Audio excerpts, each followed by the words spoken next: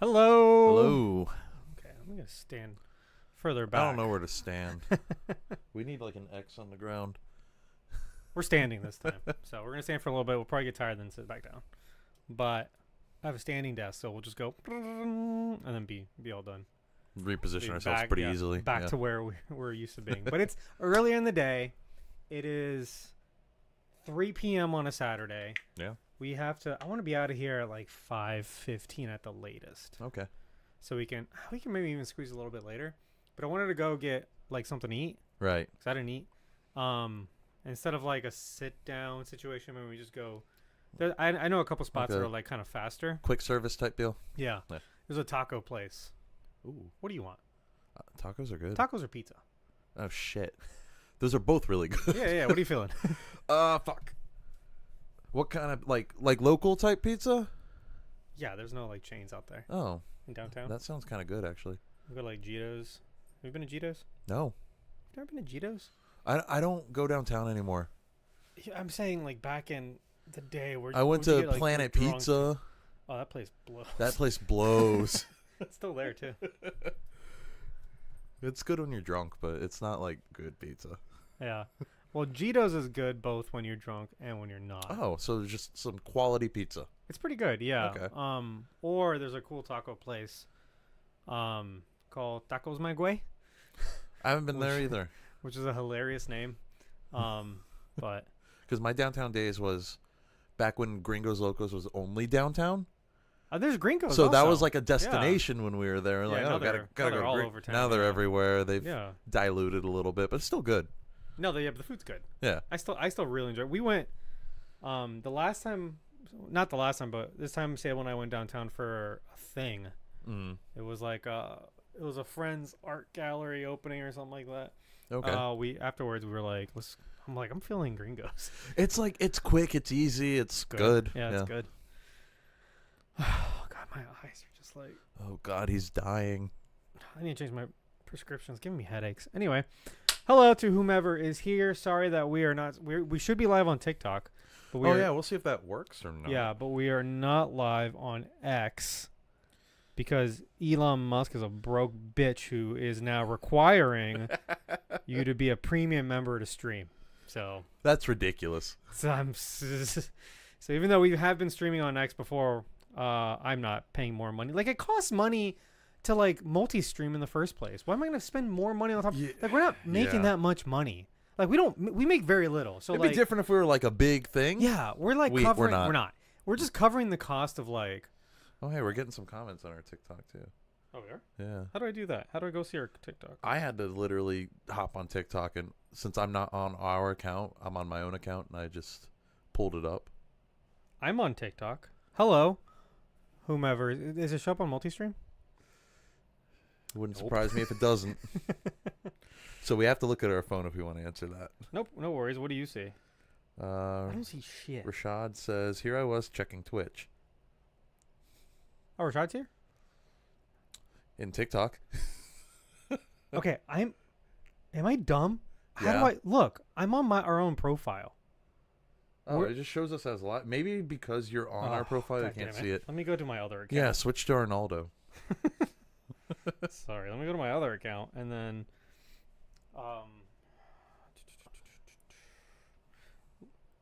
okay, friends. Okay. And then Live. if you go to Oh, live, cool. you should see us pop up on the top Yeah, there. finally. Yeah. If I go to what the fuck, dude? I feel like an old man. Also, TikTok's like gotten like increasingly more like less friendly. user friendly. Yeah. It's like menus Here within we go. menus. Yeah. Here I was checking. Yeah, I think he meant TikTok. Here, give me this thing. Or maybe he's just on TikTok instead of Twitch. I don't know. That's what I'm saying. Are we live on Twitch? I hope so. Yeah, of course we're live on Twitch. Okay, cool. All right, so I've got my phone propped up, and I what's can that see. little red dot down there? Oh, red dot. On the bottom where it says next to "Don't miss out on the blah blah blah." Oh, Oh, that's just telling us that. Okay. Yes, we need an X premium account. Go fuck yourself. yeah. Go eat shit, Elon Musk. Oh damn. Are we gonna get God. flagged on TikTok for bullying? Oh, I hope not. I see. I don't How know. does that work? I don't know because I don't know what your TikTok live algorithm looks like. Mine is always just people kind of looking at the camera being weird. Mine is like us pure right conspiracy theorists. Oh, really? I don't know why, because my normal algorithm isn't like that. The other one is the people like with their media shelves and they're like, oh, do I have that movie? Yes, I do. Yes, I do. I should just straight up do that. I kind of get hooked watching those. I could kill time for like 2 hours doing that, honestly, because I have a lot of movies. And like, I guess people are into that now. I love how I was in this hobby. It's silly, but I've been in like this fun hobby to of collecting movies for like 20 years. Uh-huh. You know, since I was like in high school, and all of a sudden people are like respecting it because physical now media is it's on cool the to be a decline. film Yeah, bro. yeah, Yeah, exactly. yeah. Because physical media is down the drain. That's Whereas, why. you know, like 10, 15 years ago, if you were a film bro, you were a pretentious little dweeb or if you want something. to lean on the desk, that's really comfortable. I don't know. You have to. I'm not positioned right to do that. Well, that's what if you want to reposition yourself. I want to do like a superhero pose. Okay, that's fine. All right. Well, I gotta straighten my back anyway, so. Okay. Well. All right. Well, let's get started. We're gonna do news. We're gonna do Acolyte, and then we're gonna do Deadpool 2. Yes. We're gonna do part of Deadpool 2. There's no way we're gonna do all of it. it's just not happening. it's also a pretty dense movie. Yeah. Well, it's not gonna take that long, honestly. The plot's short, but there's a lot of like The music's fun. a lot of details and stuff in it. Yeah.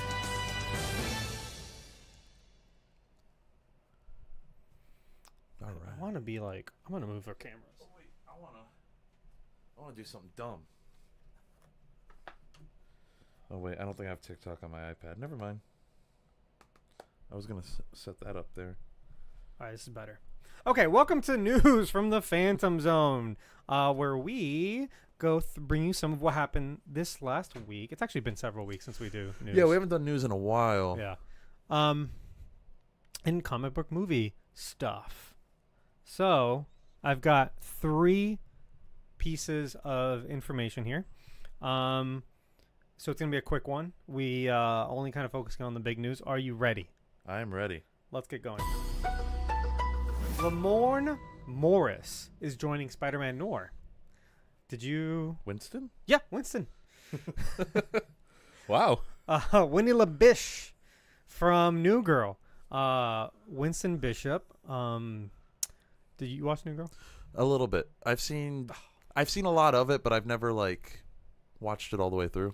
New Girl is probably my top sitcom. It goes like New Girl and then like maybe like Parks and Rec. I enjoy it. It's just It's I so good. I just never continued. That's all. Yeah. There's Oh, nothing Found a little spot against down it. there. Oh my god. So cute. My dog's over on the corner. New Girl vet has boarded Spider-Man Noir in the series regular role as Robbie Robertson. Driven, hardworking, and won't take no for an answer, Robbie is a dedicated journalist trying to make it with the odds stacked against him as a black professional in the 1930s New York, according to an official character breakdown. So, I'm curious how serious this show is going to be. I think it's funny that there's a Robbie Robert because is Spider-Man Noir, is he Peter Parker also? Yes. Oh, okay, cool. Yeah. So it's all the same character. It's not like it's a prequel. No, or anything it's like just that. it's just earlier in his. It's I guess 30 years before the original Spider-Man, technically. Yeah, so it's like all the same characters, but in the 1930s. Yeah. So because I was like Robbie Robertson, that's like that's a character from. He's from the Daily Bugle. Yeah, he's like the second in charge, or he's the. I think he's right under Jameson. Yeah, he's right under JJ. Yeah. So that's super interesting. He's fantastic.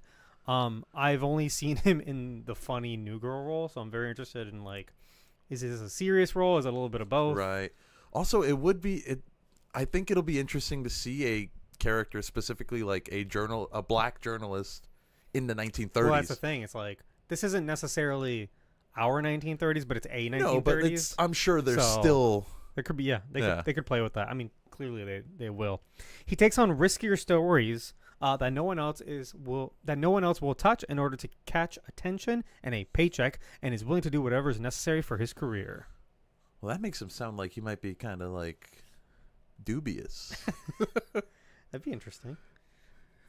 That would be interesting. Maybe he's like trying to stop Spider-Man or catch him doing something bad. Okay.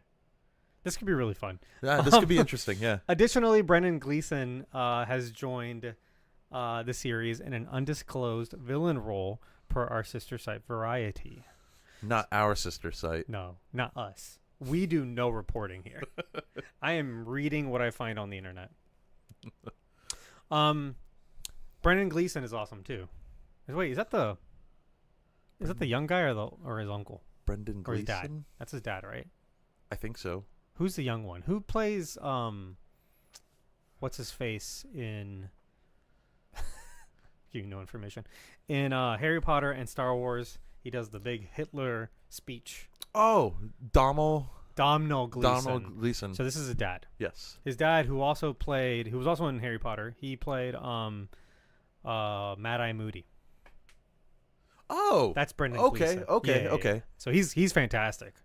He was also like in Bruges and some other things. Yeah, and Domhnall was Hux from Star Wars. Yeah, and thank you. wasn't he in like he's in a lot of things. Not Christopher Robin. He was in like one of those movies with like not Paddington, something like that though. One of those movies like that. I don't know that. Yeah, I know he was in that time traveling movie. There's a few of those. In Time or something? The Justin Timberlake one? No, that's him. not time traveling. Looper? No, damn it. I think it's called In Time. And it's him and Rachel McAdams. Time Traveler's Wife? No, she's just in Oh. many time traveling movies. Okay. Wow, that's weird. Yeah. Okay. I don't think I've seen this movie then. She's always a love interest for a time traveler, including Doctor Strange. Yeah, what the hell? If we count Doctor Strange as a time traveler, which I do. He's literally a time traveler. Not anymore. That's one of his main powers. All right, whatever. Not anymore in the MCU, at least. So, that movie's really good. I'm pretty sure it's called In Time, Okay. but I could be confused. But also, he's not the one we're talking about. No, we're talking about Brent. Yeah, but it's a good movie. You should check it out. It's kind of framed as like a love story, but it's really like a Like the Time Traveler's Wife. Yeah, but it's actually a father-son story. Like and it's very touching, and it's kind of sad. Like Kick-Ass 2. And the father is played by... He's in that British Christmas movie. He plays the rock star. What the fuck? He's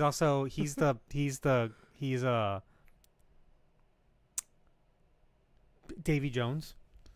I don't know the actor's name. Anyway. He's a good actor. Anyway, check that movie out. Okay. Oscar-winning Nick Cage is set to star in the series, bringing to life Spider-Man Noir, the character he voiced in 2018's animated film Spider-Man Into the Spider-Verse.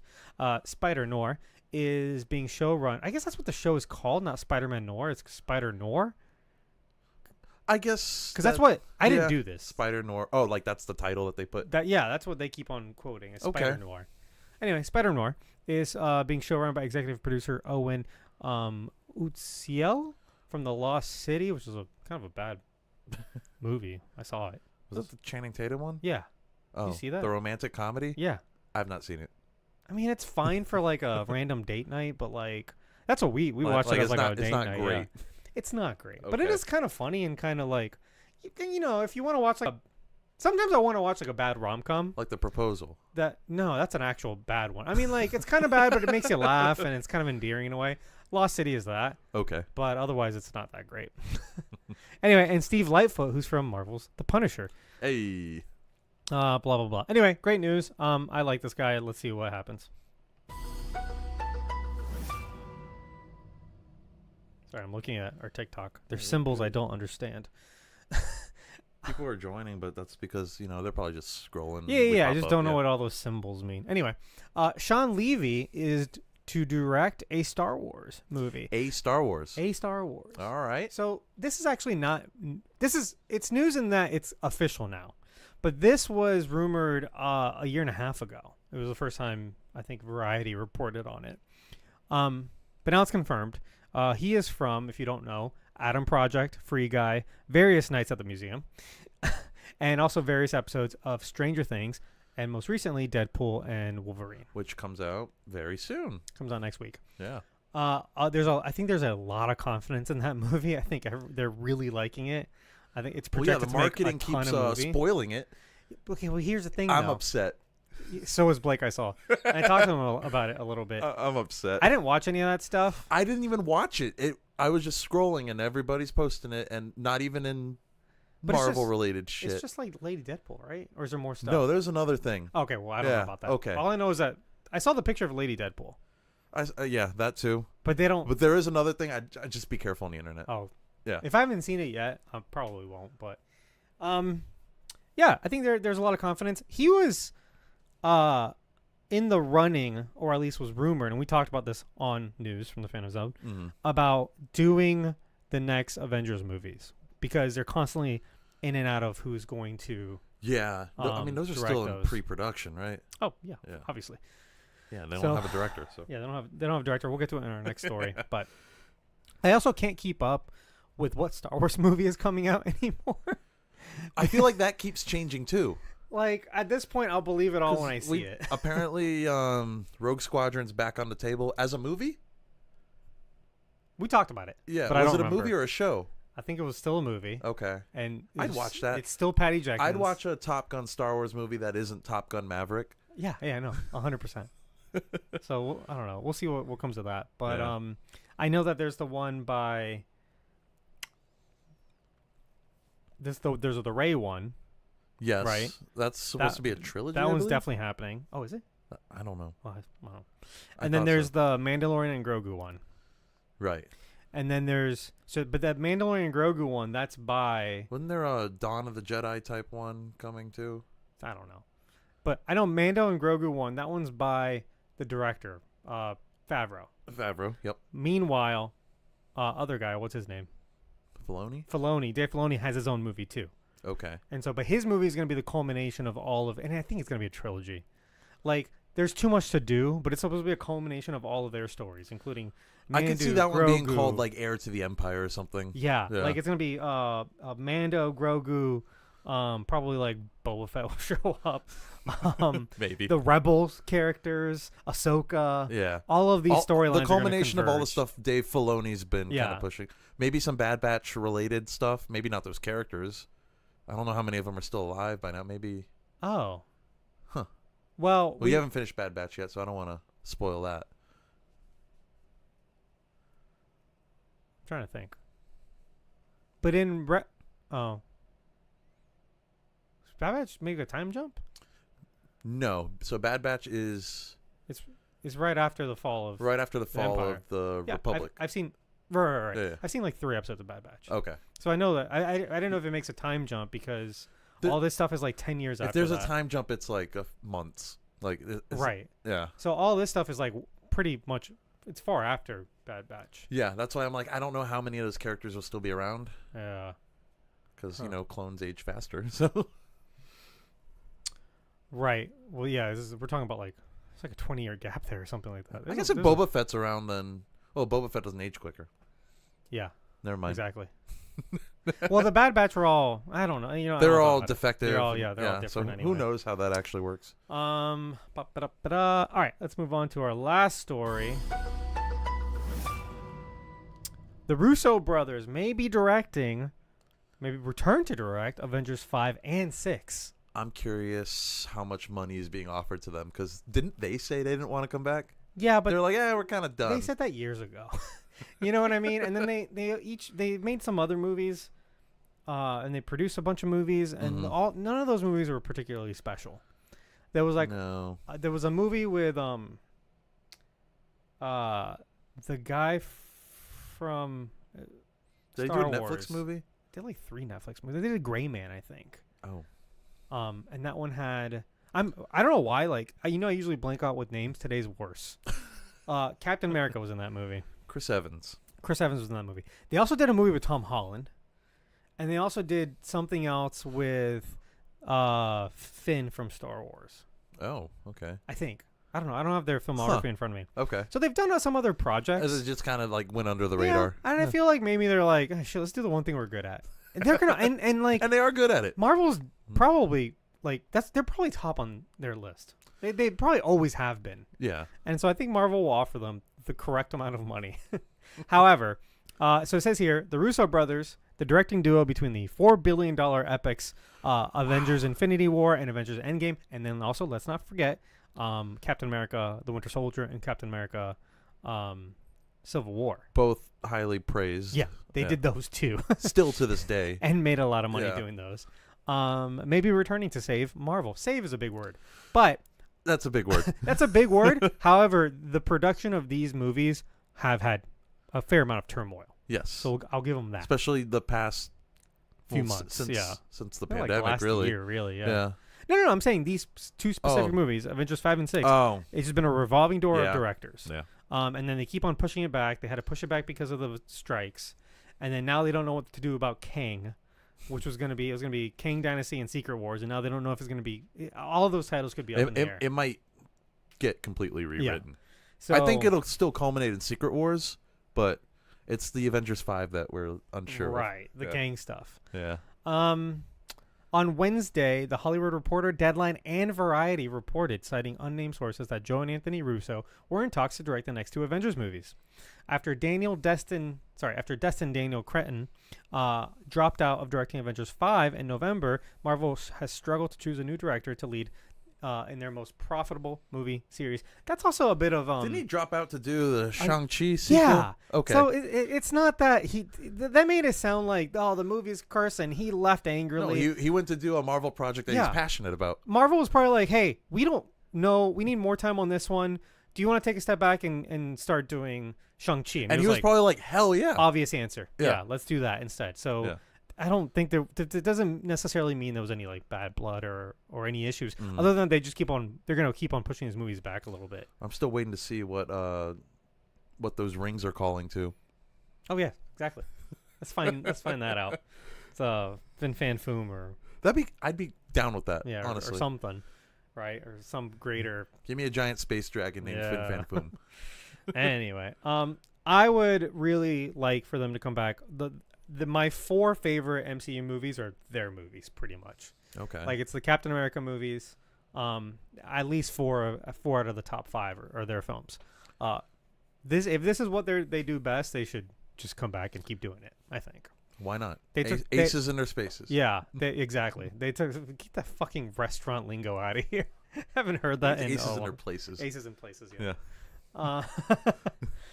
So anyway, sorry, I've said that so many times because I used to train management that I just feel like I just got quoted back to myself, and I did not like it at all. Like, I had a visceral reaction to that. I had a visceral reaction to that. If you got time for leaning, you got time for cleaning. No, I pretty much banned that phrase from my restaurants. I hate that phrase. It's too petty. You don't get anything from being petty. Mm-hmm. You know. Anyway. What was I saying? Get back to doing this. If this is what they're good at, I mean, they're gonna put together really good Avengers movies, especially if they want to do a Secret Wars that has a gajillion characters and cameos in it. You should bring the people who managed that the first time really well in Avengers Endgame and Infinity War. Yeah, I mean they've already got the experience with it. They put together, again, every single character that they had at the time was in those movies, and they were able to manage that very well and make two really good movies. So let's do that. Otherwise, we're just going to get a fucking cameo. It'll be like an X-Men movie. Yeah. No. So...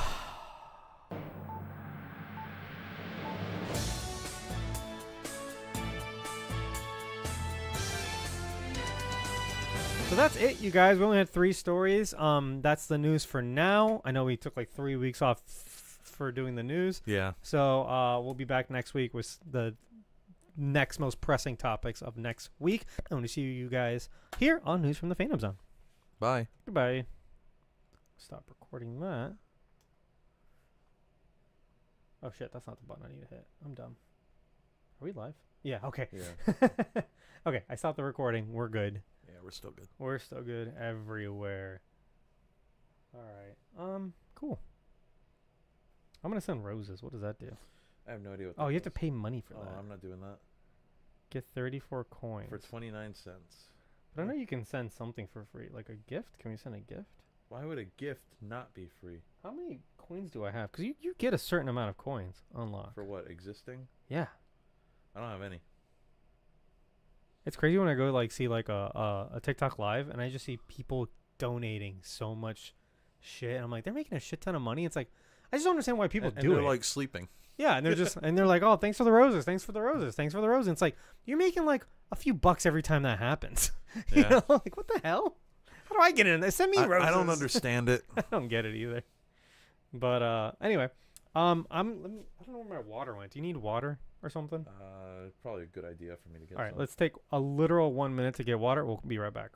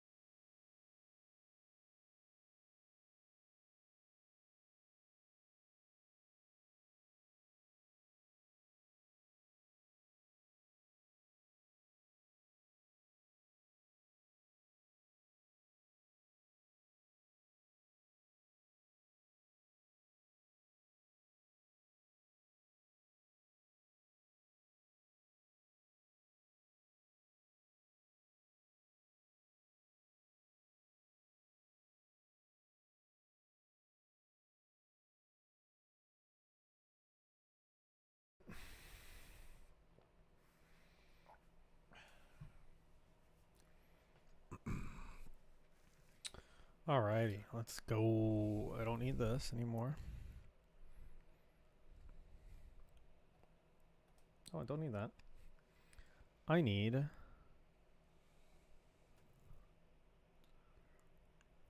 this. Whoa.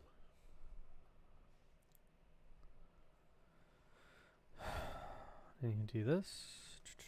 Boom. Okay. All right, guys, we're about to start talking about the Acolyte, and this will be spoilers. Yes. If that's not obvious. Even though oh, never mind. I thought it said just Deadpool 2 on the top. I'm like, wait. No, I remind me, but I'm gonna change the posters also. Okay. Yeah. Alrighty, I guess a little bit of silence. Cool. Welcome to Where's Mephisto, where we watch whatever's currently streaming and ask the burning question on everyone's mind: where the fuck is Mephisto, Birdo? Where could he be? In a galaxy far, far away. Oh, good, because last time he was in the room with us. Yeah. Yeah, he was. I did not like that. Yeah, he could be. Let's get going, because Birdo, where are we looking for him today? We are looking for Mephisto in The Acolyte. That devilish Mephisto. Oh, he's literally devilish. Yeah. Anyway. Yeah, so this is The Acolyte, episodes 6, 7, and 8. These are the final 3 episodes. We've already done the first 2, and then we did the 3rd, 4th, and 5th episodes. Yeah. And that's already on our Patreon. So obviously check those episodes out. Let's get going. This is starring, obviously, all the same people. I'm not going to read their names. Let's get going. Episode 6, Teach, Corrupt. Directed by Hanel Culpepper and written by Leslie Headland and Jocelyn Bio. Bio. Scorpio? I actually don't know. Kamir takes Osha to an unknown planet where he dresses her wounds. He claims to be a former Jedi who was betrayed by his master, drawing parallels to Osha's past. She is wary of him, but eventually agrees to try on his helmet, which is made of the lightsaber blocking metal cortosis. So we talked a little bit about cortosis last time, and that it's been around for an actual very long time. Yeah. Like the late 90s or something. At least. Yeah. At least, yeah. And all kinds of different material. Yeah, like they definitely pulled from like the Legends stuff for which a lot of the show pulls from Legends actually. Yeah. So, which is cool to see. This was very suspenseful, I thought, in that she's like wakes up, she's like his prisoner, but she's not confined really. Right, he's just kind of letting her. And his guard is down because he is out taking a bath. He's in naked. the spring. He's literally naked. He's vulnerable. Yeah. He could have killed her. I think he's really playing it smart. Mm. And there's a lot of really interesting dynamics going on in that scene. It seems like he's just trying a different technique than he tried with May. Oh, yeah, that's a good point because he's already been training May for a while. Mm-hmm. Who knows how long? But. Right. But with her, he seemed a bit more like rough, strict. He was hiding who he was, you know. This time he's like, all right, let's try being open and honest. Yeah. I don't know how honest he's being, but I think he's actually being pretty honest. No, for sure. Yeah. Yeah. I don't think he's trying to manipulate. I think he's really trying to kind of let all of the veil and all of the drama down and just see what happens. Which is very different from how he was the last episode. Yeah. No, yeah, it's a little bit scary. And when he's when he's like in the spring and like the camera moves kind of low. Yeah, I was like, how? I was like, oh, excuse me, what's going on here? How much are we gonna show? Yeah, Homeboy is like, I think we saw a little bit of crack, honestly. A little much for Disney, but it was also kind of. And I want to talk about it towards the end. But there's some romance there. There's some tension. It seems like it. Yeah. And usually I'm not for like random shipping, and I'm not for, especially when it's like a situation like this where like she's his prisoner. Right. But towards the end of the show, I was like, actually, it kind of earned it. We'll talk about it more then. But I kind of more than the Raylo stuff. I feel like. Yeah, you're probably right. Yeah. Well, I don't know. Raylo had a lot of time to develop. It had a lot of time to develop, but I don't think it actually developed. Is the problem. They just sort of kiss once, and I'm like, that's kind of it. Yeah, it's like, okay. Yeah. Well, on the Jedi ship at Kofar, interference disrupts Sol's attempt to contact the Jedi Council. A partial message about losing his whole team makes it to Coruscant. Sol asks May to help fix the ship's power, still believing her to be Osha, and she is attacked by Basil. This is so weird. Yeah, I'm gonna. Everything going on in the ship right now, I'm like, what? Okay. It's like, first off, Sol doesn't notice that this isn't Osha, and he keeps getting distracted by like these little things. Yeah, he hasn't like looked her in the face yet. That's the thing. He's like, oh, I gotta go check this. Oh, go check that. And well, so I don't hate it, but I do not it's frustrating. I do not like Basil's character and what he's doing. He's not doing anything. He's a funny little guy. He's running around sniffing and and I appreciate his little funny little guy antics, and he serves as a plot point to literally sniff down May. And so now that they're on the ship and she's pretending to be Osha, he's probably smelling both because she's wearing her clothes. Right. And he's like, something's off. But then he does nothing about it. Yeah, and I'm down with him sniffing around. It made me like warning. Right. Because he's hiding from Sol too. Yeah, he's a weird little guy. I don't. What is he doing? Because then later he does all kinds of things in the later episodes too that I'm like, what the fuck are you doing? What are you for? Why are you here? Who invited you to this show? For a show that I really enjoy, I think he's really the only thing I really don't like. I think is a little Basil. I think after he served his purpose, like you didn't really have to do anything else with him. Yeah. Like I like his design, I like the way he looks and all that, but it's like he's not doing anything. He's just It's he's doing padding time on the episode. That's it. and he's doing the wrong things. And yeah, you could probably. I don't want to say, oh, this should have been like 6 episodes or 7 episodes, but like maybe do some other stuff instead. There are other parts that I feel are slightly rushed, not in a bad way, but I feel like you could have stretched out a little bit more. And like here's some of the time, you know? Yeah. And I do like the drama that like he's also, because we haven't mentioned it. Let's forget like the end of episode 5 is incredible, and it's just like everybody's fucking dead, and all of that's on Soul. OSHA's missing. Like this is rock bottom, right? And Soul, we at the end of the episode, we just see him kind of like walking to the ship in a daze, because he's like, "What the fuck just happened?" Yeah. And obviously, that's because people. I remember at the end of episode 5, people were complaining like, "Oh, how does he not know it's not OSHA?" He hadn't even looked at her. Like that's like the last thing he's thinking is, "Oh, maybe they switched places." Like he's not on the defensive at all. So maybe like, they pulled a sitcom on me. Yeah. Like that's not anything you would assume at any time. But it's not until like his Jedi senses like hit back to him that, and I'm glad that she wasn't able to like really hide very well from him, because like he's way smarter. Right. And he's way in tune with the Force, just not right now this very second. He's distracted by like everything right now. She's kicking her little hands. She's dreaming. She's running in her dreams. So cute. Anyway, all right, continue. He's getting distracted by like every little thing on the ship, and it's so frustrating to watch. Yeah, well. So I keep getting these planets confused. Kofar was where everybody died. Yeah. And then what's the other planet called? I don't know if they named the other one. Brendok. Where's Brendok? Oh, Brendok is where the flashback happens. That's the Witch's Coven. Is that not the same planet? No. Kofar is where the Wookiee was hiding. Oh, yeah. You're right. Okay. Shit just went down there. You're right. Okay, yeah. It's just they don't look that dissimilar. Kofar is more... They're both woodsy. I would say Kofar is more jungle-y, though. Slightly, maybe slightly. Yeah. It's more of a jungle, but like they're hanging out in the woods outside of Brendok too. They probably filmed it at like the same location. I'm used to Star Wars showing me like a completely different planet, so I'm not confused.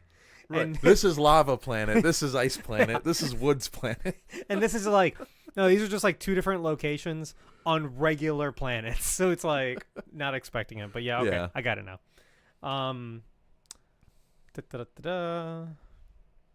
May overpowers Basil and resets the power to the ship. She tries to get Soul to tell her the truth about what happened on Brendok, but her wording reveals to him that she is not OSHA. What does she say? Or did she say anything, or did he just get it after a minute? I don't remember what clued him in. Right, this is from Wikipedia. And so when I see this, because she says something, he kind of moves in and like tries to see like her forehead or something afterwards, or like something clued him in. This is also like 3 weeks ago. Exactly. I don't feel like there was anything that she did poorly. I think it's just that like his senses, he came to his senses. She also kept like trying to sneak up on him and like attack him. Oh yeah. When the ship's power is restored, Soul stuns May and leaves with her just as Vernestra and a small band of Jedi arrive to investigate his message. They find the massacre and suspect that a fallen Jedi is responsible. With Jedi Mog. Is that the Weasley looking guy? I think so. Right? Yeah, the stupid Padawan. Yeah. I do like him though. Suggesting that only Soul would be powerful enough to kill so many. When May wakes, Soul tells her that Soul says he will tell her the truth about what happened on Brendok. And then, that's the episode. It's like, plot-wise, not too much happened, but it's just moving some people around. The way things are going, specifically with OSHA and Chimere, it was very interesting to see. Mm-hmm. The stuff on the ship was just kind of annoying. Yeah. The Chimere stuff is very dramatic, and I really I like that. I really like. And then the Jedi revisiting like the scene of the massacre was some pretty good stuff too. Like seeing all the corpses afterwards is not something you usually see in Star Wars. Right. Except for like Uncle Owen and Aunt Beru. Yeah. Anyway. This episode is maybe one of the reasons why I think this show may work better binged. Because it's just kind of like an in-between. It's like, it's not its own episode so much as like, hey, we're kind of concluding all the shit that happened in the last episode. At the very least, and I told my friend John, who's literally binging it today. He hadn't watched anything. Oh, okay. Wow. I was like, hey, like if you take a break, take it after 3 because you should watch 4, 5, and 6 all back to back. Yeah. Like those 3 episodes are kind of like one event. You know? And then we'll get to it with episode 7, but I feel like episode 7 could have been placed somewhere else, or even more interspersed to make pacing just feel better. I think this is why, like, because it feels like we get 2 episodes of just like stop. Yeah, this is why I'm realizing like a show like Stranger Things does what it did, where it was like, first of all Stranger Things episodes are like different lengths of episodes. Yeah, you know, they don't have. I feel like they just make it like this is what the length we need to tell the story for this episode. But the last few episodes were like, all right, this one's gonna be an hour and 20 minutes, and this one's gonna be like 2.5 hours. And then there was one that was like 2 hours, and then the final finale was 4 hours long. Oh yeah, and it was like that's one episode of TV because like an episode of TV doesn't mean anything, but it's like when you're stuck in a format where it's like, oh, we should do about 30 to 35 to 40 minutes. I think one of these episodes was like 45 minutes or so. I think it's the longest. Yeah. I think the finale is pretty short, honestly. The rest are like about 32 minutes. The credits are like 7 minutes. Right. So. But when you have I understand why Stranger Things is like, yeah, but like if we take this 2-hour episode or hour and a half episode and we try to split it up into 2 chunks, it won't flow. It's gonna feel weird. Yeah, it won't feel right. Whereas like if they just said, hey, this in between episode is an hour and 10 minutes, and it's 4, 5, and 6, which is like 25 minutes, 35 minutes, and like 30 minutes or whatever. Like that would have felt more complete as an episode. You know what I mean? Yeah. And otherwise, you get like this one thing where it's like, hey, you know, we wanted to end where the fighting ended, and we didn't want to start before the flashback. So you just kind of this in between stuff. Yeah. And it's not that it's bad. It just doesn't form a coherent episode. Well, that's also why I think a lot of shows that will do like 2-part finales, they air them at the same time because. Yeah. So why are they split into 2 parts? Is it for like cable reasons? Cable reasons. Because I'm thinking about like, for example, the finale to Avatar: The Last Airbender. That's like a 4-episode finale. Well, yeah, that's literally like a cable. But if you literally split them into 4 episodes, that flow would be weird. But there's some loose things keeping those episodes together because I watched it not that long ago. Right, but I think even like on streaming service, it puts all 4 of them together as one episode. It depends. Oh yeah. So I want to say it does, but it still shows you. It still shows you like the title screens. Yeah. Not the whole entry, but like it'll be like. And I think that was for TV part reasons 2 or whatever. Yeah. Because when it all aired together. It was advertised as like a movie, basically. Yeah, but they still did the different title cards, which is for every episode. I don't know why they did that. Because reruns, because they're gonna do reruns and stuff and syndication. It's and syndicate, and it's just like that's the official thing to do. If they wanted to split it, they could that way. Yeah. But in that case, they chose not to really split it. It's like this needs to air together. Yeah. It's a, like similar thing with this, or it's again. I feel like I bring this up a lot, but a lot of these shows, it's like it's a movie, we cut it, and then we're gonna air bits of the movie every week. Yeah. Like. Yeah. And this is like, all right, what if we do like I don't know, 10 minutes of Act 1 and 20 minutes of Act 2? And that's the thing. Like, it's that might not be watchable. If the episodes were like an hour long, okay. Yeah. I could do an hour a week.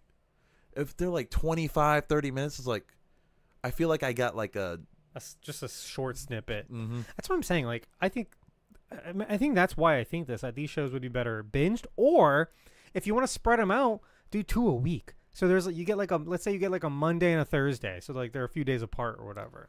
I don't know how that would help them like numbers wise, because I know they want to get like the views. I don't know if it's gonna make a difference. I don't know either. But if they're like 20-minute, 30-minute episodes, I would say 2 a week's fine. If it's an hour episode, I'm good with 1 a week. I mean, a bunch of shows used to air twice a week. That used to be a thing. Like 20 years ago. Anyway, let's move on. Episode 7, Choice, directed by Kogo Nada. Just the one name? I guess. Like we talked about him before. He's like a South Korean director. I think. I could be way off, but I want to say that's what I saw. Okay. Written by Charmaine de Gratte and Jen Richards and Jasmine Flournoy. 16 years earlier, this is a flashback. 16 years earlier, the four Jedi discover the Coven while investigating a potential vergence in the Force on Brendok, which could create life. The Jedi Council decides that the Jedi Council, I guess, this is like a grammatical thing that someone did. Does the council decide? No, council is singular. The word council, but it represents a lot of people, so it feels plural. So I would say the council decide. No, the council decides. The council decided? The Jedi Council decided? Anyway, the Jedi Council decides that the twins are too old and should be left with the Coven, despite Osha's wish to become a Jedi. Corel stokes May's anger over Osha's decision, leading to May accidentally starting the fire. Was it accidentally? That's what I wrote down because I'm like, she intentionally. See, here's what I think she tried to do: is intentionally light the book on fire. What does she do? She with says, the lamp? "I'm gonna kill you," though. Oh, she does. She tells She's evil Osha as that fuck. she's gonna kill her, so that she can't leave. Yeah. So I don't know. Listen, May sucks. Put a pin in that because by episode 8, They both suck. I would have to watch this show all over again to see it happening, but I want to say that because they represent a yin yang basically, if that's not clear. As one dips to the light, the other one dips into the dark, and while one redeems themselves, the other one like plunges themselves into darkness, and we're gonna see that in the next episode. But I want to say throughout their life, Would they you say the dark rises and the light to meet it? No, the other way around. So it's like a light it's like rises a seesaw. and dark to meet it. What? I'm quoting Snoke. Oh, are you? Yeah. I'm like, I don't get this reference. Sure. Yeah, sure. So I want to go back to some of these episodes and see if while one is doing something dark, the other one is doing something light, and then back and forth. Okay. Because there was a scene in episode 4 or something like that where like Osha said something kind of questionable, and meanwhile May's having her. She's thinking about flipping. Yes, Yeah. she was thinking about flipping sides for a second, Mm-hmm. and then I'm like, I don't remember what Osha was doing, but it could be that Osha was tapping into something. Maybe she got angry for a minute. I want to say like they're constantly on a back and forth. Interesting. And as May is like, I'm gonna kill you, Osha's deciding to become a Jedi. You know, Yeah. she has nothing but like bright lights ahead of her, and May's like getting darker. But obviously, by the end of the show, they completely flip. Yeah, that's interesting actually. I'm gonna look back on this. Yeah, see if the evidence like Yeah. stacks up. But so a lot of things here. I like this episode. I know we're not at the end of the episode yet, but something I really do wish we had done is a voiceover by Soul. So we can frame the episode properly. Yeah, Yeah. because Soul's at the end of the last episode, he's like, I'm gonna tell you all about the truth. And then we just see it. And you we could see have it. just added that to episode 3 and it would have been the same thing. No, because I think in episode 3, no one's telling a story. In this Nobody's telling a story in this episode if you just watch this episode on its own, though. No, he's literally telling her the story. I know, but we don't see that. Well, There- I think he there's- should. Oh, yeah. It's at the end of the previous episode. Again, the episode stops. It doesn't even stop at the end of this episode with him Yeah. being like, and that's what happened. No, nothing like that. Right. It's just, that's it. Like It was framed weird. instead of them saying, and I don't have an issue with I just think it would have been a little bit better because the characters the four Jedi have enough conversation, dialogue amongst each other that you get all the context you need. Right. But I think it would have worked really well if you actually had Soul voiceover on top of all of that. I'm thinking maybe have Soul voiceover like at the beginning of the episode, and then at the end have him like just a quick scene of him like finishing telling the story to May or something. Maybe. I don't know. Like, that would have made a big difference, Yeah. honestly. I would have liked the framework, I think. Yeah. Coral is like the other mom, right? Yeah, the Okay. Zabrak. Oh, yeah. That piece of shit. Yeah, she's kind of the one that starts it. So Have you heard of the term virgins in the Force before? It's used in the Phantom Menace. I know, but other than that, have you heard of that term being used? Not that I can think of off the top of my head. They never explain what a virgins is. No, they don't. So I remember that line from episode 1 and thinking like, I don't know what that means, Qui-Gon. What are you talking he just about? goes, I think I found a virgins in the Force. And we're like, right. But all the what's that? But all the Jedi Council all perk up when he says that. Yeah. So and you know it's important. It's important. And Ki-Adi-Mundi is like, fuck you. No, you didn't. And because he's always like questionable. Fuck Ki-Adi-Mundi. Yeah. And fucking and fuck Yoda for that matter. Samuel Jackson's character, Mace Windu. And Mace Windu like puts his shit down. And he's like, and you think it's centered around this boy? Like, he gets real suspicious. So it's like, we always knew it was a big deal, and that's kind of the source of Anakin being potentially the chosen one. But, yeah, they never actually go into detail. They never go into detail on what the fucking prophecy is either. It's like, he'll bring balance to the Force. I kind of like that, though. You know, and it's very George Lucas to be like, I'm not going to explain everything. Because, it'd be nice to know what the hell is going through their heads, though, because they're like, oh, yeah, the prophecy's like, what's the prophecy, though? Yeah. I guess it'd be nice to have that information. Again, he likes framing Star Wars in such a way where all the characters have lived there forever, and we're just popping in at a certain point and observing. Exactly, and like you missed a few episodes, so it's like figure it out. No one's gonna look at the camera and be like old television and stuff. Yeah. No one's gonna be like, hey, come here, new character. Let me read the prophecy for you. Like, that's not happening, but you know that there is a prophecy. And like, hey, what does it do? Oh, it's about him bringing balance to the Force. Like, we don't really. I guess we kind of. I was gonna say we don't really have a character to follow to get introduced to all this, but in the original trilogy, I guess Luke is that guy because he just lived on a fucking farm his whole life. But in the prequel trilogy, we don't really have that. Right. Maybe Anakin, but yeah. We also skipped 10 years of his life, so exactly. Yeah, I don't know if George Lucas really believes in that. And like it's called audience surrogate. Yeah. And I can appreciate that. Oh no, me too. That's what I'm saying. That being said, audience surrogate, there's a reason they exist. They're very helpful. Yeah, but it's like Lord of the Rings has Frodo. Yeah. Who knows nothing about the outside world. That's true. Yeah, that's very convenient. Yeah. And as we're gonna see in this episode, it addresses a lot of the things that people hated in the first one, the episode 3 or the first flashback or whatever, as in like, how did that fire start so quickly? That's something you said too. Yeah, I was like, that spread fast. Like, there's an oil lamp. She like knocks over and she's like, ah, fuck. But then I was thinking, like, is the whole fucking place just made of oil? Like, yeah. We find out in this episode that it was a mining. Yeah, so there's explosives in there too. So it's like, oh, it all okay, that adds makes up. sense. But people complain because they will, and we've already talked about how like there seems to be a group of people who decided early on they hate this show and are gonna find any way to hate on it, even on the really good episodes, right? But part of me, I do feel like this episode is to showcase a completely different point of view, which is a central theme in the show is from a certain point of view.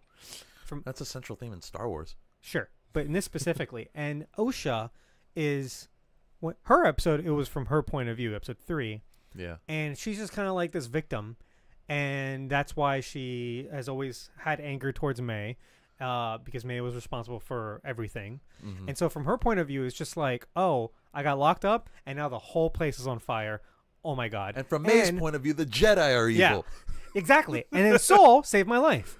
And that's her basis. That's her foundation for her entire Jedi training and why she sticks to the light side. But actually, all these different things happened. Right. It was a bit more complicated than that. Yeah. Not that much more complicated, but it was a lot of people making bad decisions. But that's why episode 3 chose, not that it was an accident, they chose not to show the oil lamp, and they chose not to show the bombs or explain that there's bombs in the facility. You know? Right. Because you needed to see her point of view and just be like, chaos ensues. For no reason or unknown reasons. Everybody's dead. We don't know why. No one knows why. Yeah. She's just left to make her assumptions. I'm still a little confused on how all the witches died, but we'll get to that. Oh, I think they passed out, didn't they? They look pretty dead. I guess we'll never find out, but yeah. The results for the twins' M count, they just won't say midichlorians anymore. Nope. Which shows their force sensitivity, indicates that they were artificially created with a single consciousness split into two bodies. This feels like a spoiler because you learn that later on, but okay. Torben, eager to return to Coruscant, sees this as proof of the virgins and rushes to retrieve the girls. Soul follows, and the pair confront the Coven before Kanaka and Indara arrive. All right, so one reason why Torben's kind of an idiot, you have the blood samples, you have your evidence. That's all you need. But also, like, he's young, he's dumb, he's eager to go home. A lot of this is his fault. Yeah, and the witches have already tapped into his mind at this point. Yeah. And kind of scared him, pulled some doubts out of him. And desires. And desires, yeah. And he's a teenager. Yeah, and part of me was like, so like he just sucks, and Indara sucks for not training him better. But like there's a really nice back and forth between Soul and Indara on their like. I think Indara is the only one that did everything right here, or at least mostly right up until the end when she decided to lie. But yeah, but like she was kind of push up against a corner there though. Yeah, I think she was the best of them all though for sure. Yeah, but no, the way that she what was I gonna say? The way that she's sort of like mentoring Torben, as opposed to like how Soul would mentor a Padawan. Like there's a little bit of friction between them, and it's like from my point of view, I was like, Torben sucks. You need to straighten his ass out. But she even says like he needs to kind of like do this himself. Right. And I'm not. He needs to learn. Yeah. Yeah. I forget exactly what she says, but she basically. Maybe this wasn't the best scenario for it, but she was right. Yeah. And he has to like detach himself.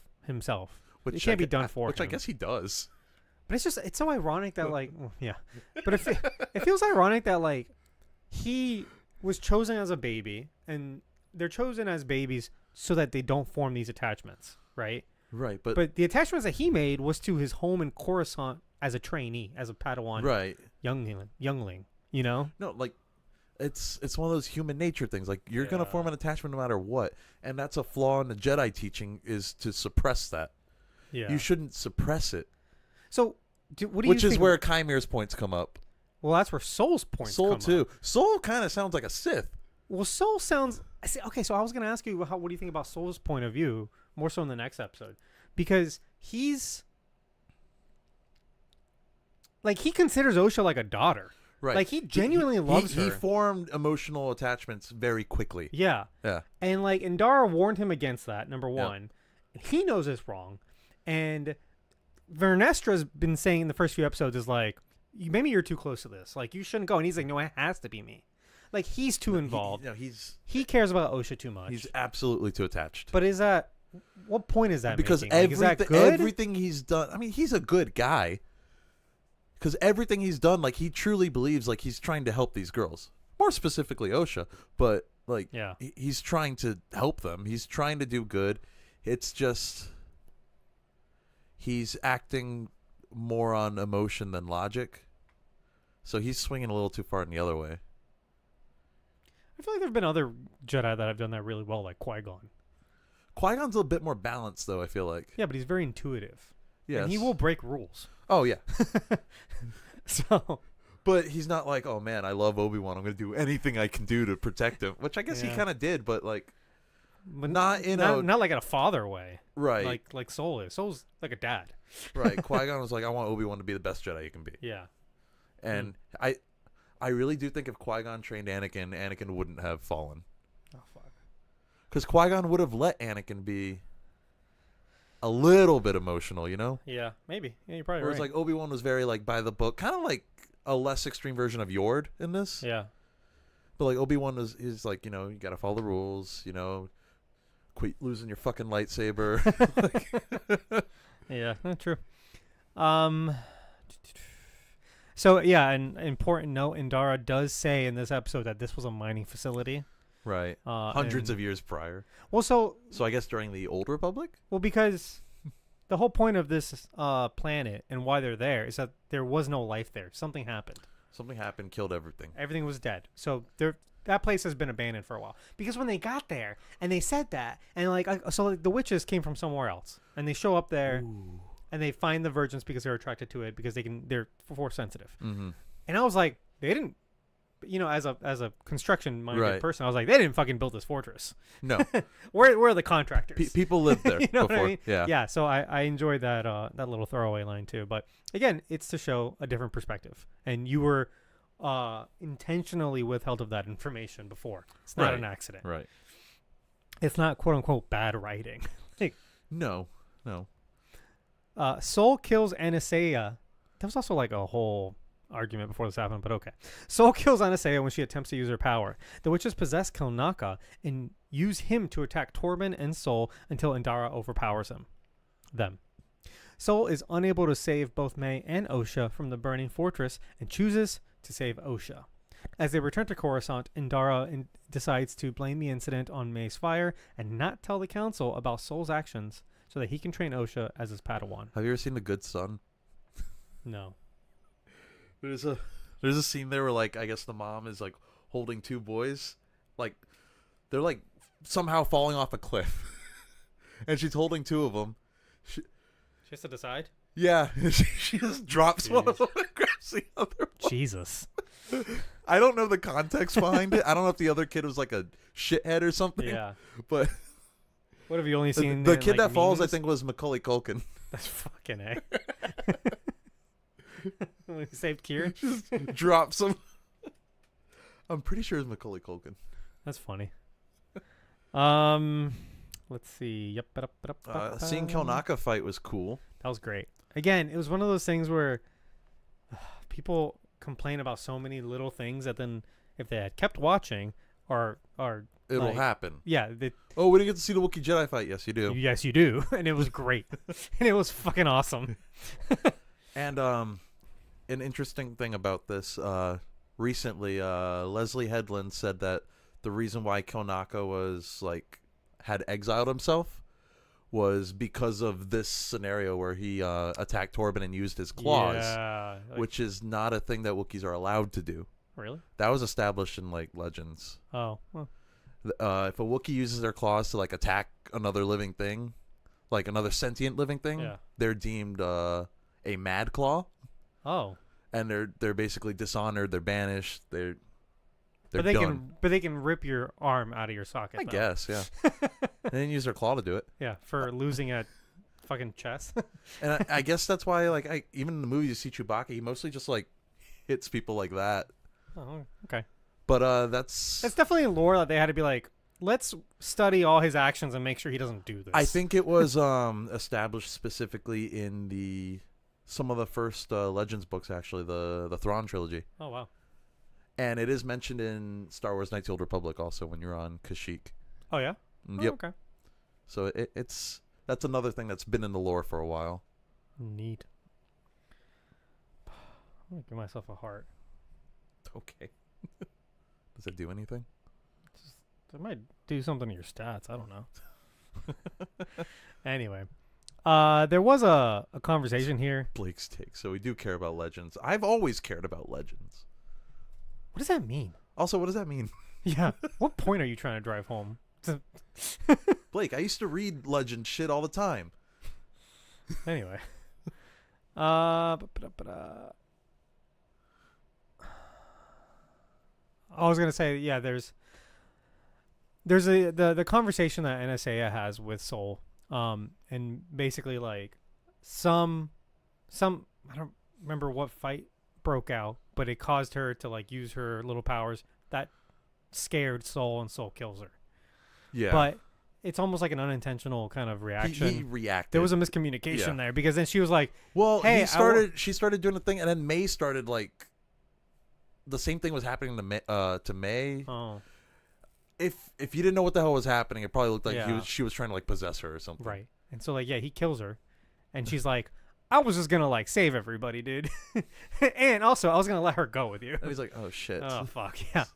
But it informs his guilt, and it works Yeah. out in the big picture for And sure. it's again like the whole situation is just bad decisions made by everybody. Yeah. Everybody did the wrong thing Exactly. for the right reasons. from a certain point of view, though. And just to recap on this episode, I think that's why I like this episode. I like the intentional withholding of information from one episode to another, so you see OSHA's point of view and then you see May's point of view. Yeah, and I do like that too. Something about the way it was structured, though, just doesn't feel great. It should have been a whole Lost. Like I said, I've been saying this whole time. Like, it should have been a Lost thing, where the first 2 episodes, you keep on doing flashbacks to OSHA's point of view, and then later in these second half, you do the same flashbacks from May's point of view. I think it would make a lot of this feel a lot less like a roadblock. Yeah, exactly. Yeah. That's definitely the cleaner way of editing this, I think. Mm-hmm. But anyway, let's move on. Episode 8, The Acolyte, directed by Hanel Culpepper. That's the name of the show. Oh, yeah. But also the character who becomes the Acolyte. And written by Jason McAuliffe. Okay. Sol takes May to Brendock and pings their location to the Jedi. OSHA has a vision of May and agrees to lead Chimere to her. A mysterious figure watches the pair depart. Bum, bum, bum. Yeah, that's so I didn't get a good look at him on my TV. I did, because I have an OLED TV. But apparently this is Plagueis. It's 100%. It's confirmed to be Plagueis. Okay. Yeah. It's so funny because I watched it. Sable was sitting next to me. And did she say, "Hey, is that Plagueis the Wise?" Yeah. She Whoa. actually recited the entire the tragedy of Plagueis, Darth Plagueis the Wise. If that would have been so insane if she did that too. She was just pretending to hate Star Wars. Yeah, this whole time. No, it's so funny because like sometimes when she watches a show and I'm in that I don't necessarily like, I'm nice about it. You know, I'm not gonna make fun of it, but she's like, I'm uncomfortable knowing that you don't like it and you're making judgments in your head. Like, can we watch it separately? And I'll be like, yeah, sure. Which I understand, right? Because I kind of think the same. Sometimes if I'm watching Star Wars, I'm like, I don't know if I'm enjoying it because I know she's like, well, this is fucking stupid. Because here's the thing. She's heckling. Yeah, in her mind. And she's heckled out loud. And so like, she was sitting next to me. I'm like, I kind of want you to not be here for this. I kind of want to geek out right now. Yeah. Because when I saw it, I was like, is that? And I'm like, and then I thought in my head, I'm like, I don't know if the timeline adds up. I stood up and I'm like, Plagueis? You do the Leonardo DiCaprio thing? Yeah, point. But I was like, you know what? Like, all this sounds normal to us. But from an outside, I don't know if there was like a TikTok or something that was like, you Star Wars fans, this is what you sound like. And they just made up a bunch of nonsense. That starts Plagueis the Wise. Yeah. And I was like, God damn it. Like, that is what we sound like, though. And so, yeah, if I'm just like, you know, there's a weird fucking. Let me be a nerd by myself. Yeah, there's this fucking weird looking creature with his big old hands. And you get excited. And I'm like, oh, is it Plagueis? And I'm like, and for her, it's like, God, she's like, who the fuck's that creepy vampire? I sound like a dumbass. But I'm like, yeah, the lore implications here are huge. Yeah. You know, we've always wanted to see Plagueis, and so here he is. We talked about it in a little Discord, but it seems like Plagueis isn't there with Chimere. He's kind of like stalking them a little bit. Yes. Yeah. I think that's what's happening here because I have seen nothing from Chimere to suggest that he has a master. Right. He hasn't the way he has formed his character seems like he's honestly just a very, very powerful Jedi. Or former Jedi. He taught himself to be powerful. That's why he uses the mask. It's like the blast shield that you're trained with as the visor you're trained with, and the blast shield that Luke had to use, right? It's but the blast shield down, you can't see a thing. How is he supposed to fight? Your eyes can deceive you. Don't trust them. So, and it's just made him more powerful and more in tune with the Force. And he has his power, and he's lonely, and he wants to train somebody. Yeah. He's not a Sith. He knows about the Sith. I feel like all Jedi know about the Sith. I still do think he's going to lead to the Knights of Ren. Yeah, no, me too. I'm still on just that a completely separate, like, dark side leaning Yeah. religion. Exactly. Yeah. Or group or club or whatever. Yeah, cult. Again, he doesn't say that he wants an apprentice. He says he wants an acolyte. So it's a different. Yeah, it's more culty in that sense. Mm-hmm. But Plagueis, I think, is there independently because he knows about him. And he's looking for an apprentice. And also, he probably has a master. I'm guessing Plagueis finds the Vergence on Brendock, and that's how he gets immortality. That's how he. Well, I don't think this maybe leads to the creation of Anakin. So I think it's all connected. Oh yeah. I think it's connected. Yeah. But I think Plagueis is I think he gets there because he tracked down the virgins himself independently. Okay. And then is like, and these who are all these people here? Yeah. And well, that doesn't add up. No, it doesn't though. because he's on a different planet. It's on a different planet. So Maybe he's tracking the OSHA. virgins. He could be themselves, tracking May and OSHA. OSHA. Yeah. Yeah. And so he's just a step behind and seeing how it all plays Chimera out. just happened upon them first. God, make season 2 now because Well, it's not renewed yet, so it will be. It got big numbers. We know so far it's got big numbers despite all this despite bullshit. the rating. Yeah. Yeah. And I think we talked about this, but I think Leslie Headland was even like, this doesn't bother me because like first of all, she's kind of like a Star Wars nerd. Oh, she's definitely proven that. Yeah. We share this, but she like based Yord off of her character in Knights of the Old Republic. Or yeah, like the tabletop RPG.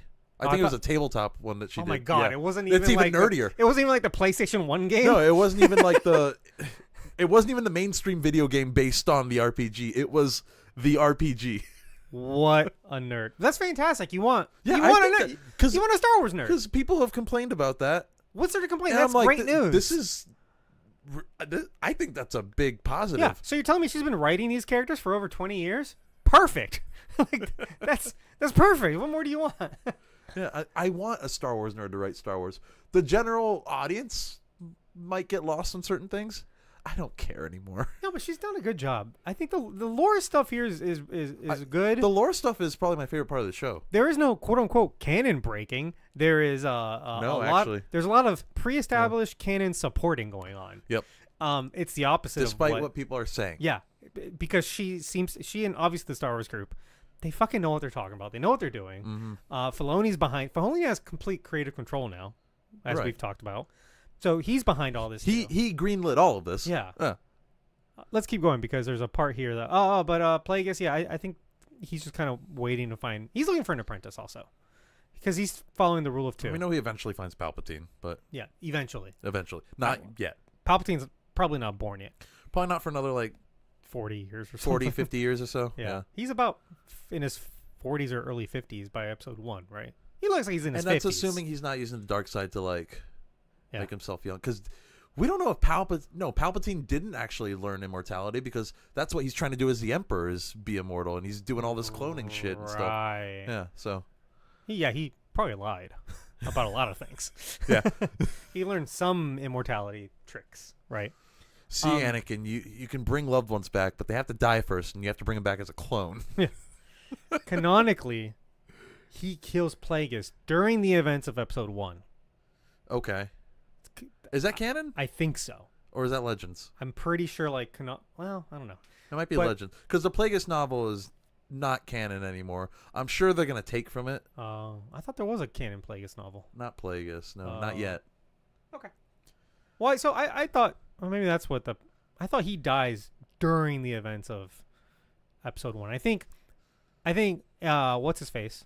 Palpatine meets Anakin first and then goes, now it's time to make my move. Yep. And I'm kills gonna Plagueis. use Darth Maul as a tool. I'm gonna kill Plagueis. I also think it was that and He the killed him in comment, his sleep. Yeah. and he got elected as a Supreme Chancellor. I think those two things happen, and he's like, well, no, he doesn't become. No, he became Supreme Chancellor in the first one. I thought it was the Episode second one. No, that's when he gets his emergency powers. Oh, he becomes Because of the Clone because Wars. Chancellor Valorum had to give up his powers because the situation was manipulated in a way where he's like, oh, he's unfit. Yeah, Yeah. Okay. that happens during episode 1. Yeah. That's yeah, episode. yeah. Wow, I remembered his name, Chancellor Valorum. Chancellor Valorum. Yeah, that's when he says, it's a surprise to be sure, but a welcome one. That's right. That's right. I think that's when Plague is like dead, because he meets Anakin and he's like, oh, I feel you, buddy. Like, you are a big deal. Oh man, he preyed on this little kid. Yeah, or like maybe he Is created him for Palpatine a all we know. groomer? Yeah, 100%. Wow. I mean, not sexually. All right. Anyway, meanwhile on Coruscant, Fenestra is told by Senator Ryan Court that the Senate grows weary of Jedi secrets and launches an investigation into the Order. In the ruins of the Witch's fortress, Osha confronts May as Sol and Chimere fight. May disarms Sol, but chooses to let him live so that he can confess his crimes to the Jedi Council. Sol reveals that May and Osha are the same person, created through the Virgins on Brendok, and admits to killing Anastasia. Osha angrily kills Sol, by using the Force, corrupting the kyber crystal in the lightsaber, which turns from blue to red. So Bad ass. Also, yeah. go on. Oh, Sorry. I was gonna say this is the first time on screen that we've seen a kyber crystal be bled. Yeah. And people are like, "Oh, how the hell did she do that? It wasn't a lightsaber. Anakin's lightsaber didn't turn red when he was killing youngling." Mhm. It's because first off, the crystal was exposed. Yeah. Secondly, she was channeling out. the Force through the crystal, probably unintentionally, but she was still doing it. No, she was surprised that it happened. Yeah. Yeah. And I originally didn't like the bleeding of the crystal lore, but the more I think about it, the more sense it makes. yeah, Because if you're the type of person to like attune to your crystal, because the crystals have like a little bit of sentience to them, I think, just like the Force in I them. think they channel the Force. Yeah, they channel the Force. So that's what it is. Yeah. So it's Yeah. like, if you're the type to like, take apart your weapon, actually like bond, like run the Force through, like, I don't say bond because it's like, it's weird to like pull out a crystal and like bond with it, right? Well, I can understand that the crystals don't naturally come in red, which makes sense because no Jedi has a red lightsaber. Right. So they don't just exist naturally. Mm. But that because they are channels of the Force, If the dark side flows through it, it's gonna. it could be corrupted. Yeah. Right. So I that all makes sense to me now, and now I really do like that idea. Yeah.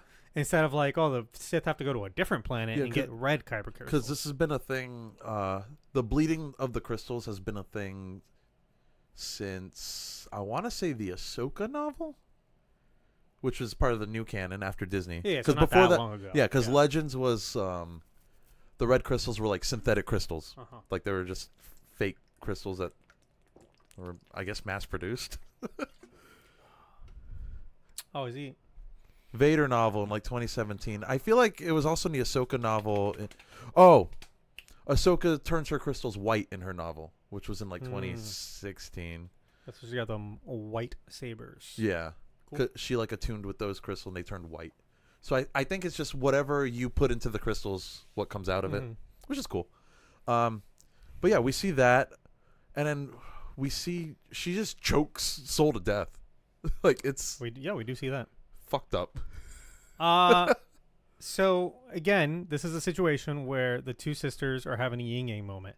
As one turns to the light, the other one turns into the dark. Yeah, because May was like, "I want you to confess. I'm not going to kill you." May's finally doing the right thing. You need to be brought to justice, is what May's thought was. Yeah. And Osha's like, "I'm going to get revenge." Yeah. In between all this, there are some really, really good action scenes. Oh, the duel between Soul and Chimere is so good. It's so fucking good. There's a lot of really cool like there's on that little bridge and they're like surrounded by I don't know, structures. Yeah. And the sabers are just going through it while they're clashing. Yeah, I thought that whole thing was going to come down. I did too. I'm like, "Oh, this is cool." Like, this is not something that I guess people filming fight scenes before have like thought of lightsabers doing, it feels like. Well, so there are some very intentional references film-wise, the way where the camera work is in this. I caught two instances. One was that very scene. There's a shot in episode 3 when Anakin and Obi-Wan are fighting. Right. And they're fighting through a hallway. Anakin is walking forward and Obi-Wan's walking backwards. And you see it from the cameras behind Anakin. And you just see both lightsabers going and like hitting all the walls and ceiling and stuff. There's that. There's also a scene where Osha, I think it's Osha, because she has a lightsaber now at one point. She's walking around. Oh, no, hold on. She doesn't really do anything with the lightsaber, though. I don't know if she's holding the lightsaber or not. But she is walking down. She lost May. And she's looking. I don't know. It could be May. The twins are fucking me up. One of them is walking down a round corridor in the dark, and it starts lighting up. And that is Cloud City. Yep. It's directly from Luke doing that same exact thing as he's fighting Darth Vader. I thought that too. I'm like, oh, it looks like I think it's the same type of like ventilation system because she's like, oh, I fell and I got sucked into this. Yeah. I'm like, oh, that's exactly like the one on Cloud City. Yep. And he's like weary and he's holding his lightsaber. Or he turns it off, I think, and he's looking around. Yeah. And then when he gets out of it, Vader like attacks him or something. Yep. Yeah. Yeah. So those are definitely intentional. I can appreciate them. And then and then the falling with style that they do. That's super cool. We've seen Jedi do that. 'Cause they're using the Force to like, propel not themselves fucking smack the ground. Yeah. But Yeah. the way it's shot, it's very Crouching Tiger, Hidden Dragon. Yeah. And like I had mentioned earlier when they first fought, I was like, this seems very Asian inspired. Well, a lot of in the sword specifically when Soul is dueling Chimera in both episodes where they fight, it's filmed like a samurai movie. That's what I'm saying. Yeah. And I There's don't, even like they're circling around and stuff. Yeah. You don't get that in a lot of Star Wars. Even though like the Jedi are samurai. The original movies did that a little bit. A little bit, but this The this best goes, way that George could at the time. Yeah, this goes all the way in on that. Mm-hmm. OG Northerner is asking, is Acolyte worth the watch? Yeah, I think so. I really like it, and I think it's better binged. So do It's- yourself that favor. It is a lot better not waiting weekly for the Yeah. episodes. Also, we're spoiling it, so we're like at the end of the final episode. So like, be careful, I guess. But I think it's really good, and in a second, we're gonna talk about why we think it's really good. Anyway, let's keep going. Osha and May. Wait, no, hold on. There's more here. Corrupting the Kyber crystal, and He said that. Yeah, we were Yeah. at that part. Okay. Osha and May escape before Vernestra arrives with a group of Jedi and finds Soul's body while briefly sensing Chimere. And she recognizes him. TikTok spoiled it for me already. Well, there you go. Yeah, she recognizes him. That was really cool. Didn't see that coming. And he was like, "Oh shit!" And he put this. Yeah. Well, they're both like, "You?" And he's like, "Oh fuck!" They both felt each other, and He runs away. he got really scared. Yeah. And I'm like, "Oh fuck!" I think Vernestra is I think so she's interesting. I think she's a lot more powerful than we think. We didn't mention in the last episode we got to see for a second her light whip, Yeah. which is cool. Oh yeah, that was in the last episode, wasn't Yeah. it? Yeah. I like it. It's literally only for a second though. Yeah. That was in something else. That was in a comic, right? It's not a new thing. It's been in a comic. It's been in a few Legends books. Okay. There was a dark side character that used a light whip like exclusively. And she eventually kills Luke Skywalker's wife, and then Luke Skywalker cuts her head off in retaliation. But that's Legends. Yeah. Okay. I was like, what? I like it. Again, it's nothing's new here. This is canon supporting, not canon breaking. Right. Oh, she So- doesn't kill Luke Skywalker's wife, but she manipulates Luke Skywalker's nephew into killing his wife. Better. There we go. Get it. All There right. you go. Anyway, the sisters reconcile, and Osha agrees to train with Chimere in exchange for, what was it? She wants May to be free or something. Yeah. Yeah. She doesn't want May to be like basically hunted down anymore. Yeah, right. He uses the Force to wipe May's memory and agrees. Vernestra covers up what happened by stating that Soul killed Torben, Indara, Konaka, and the witches while committing suicide afterwards. Vernestra... They threw that man under the bus. Yeah, and I'm going to get to it. I want to talk about that a lot in a second. She does apologize to him after he's She dead. apologized to his corpse. Yeah, but he's part of I'm sorry, old friend, but I'm going to tarnish your legacy so bad. He's part of the Cosmic Force now. Vernestra interviews May, who has no memory since she was a child, but wants to help her recover them in order to track down her former apprentice, Chimere. After covering all her tracks, Vernestra seeks advice from Master Yoda. And so what Chimere did here for May was very nice. Like he's like, Yeah. all right, I'm gonna wipe your memory. You're gonna be free. Like it's all good. Well, Like- he also wants... He also warns her too. He's like, are you okay with this? Like Yeah.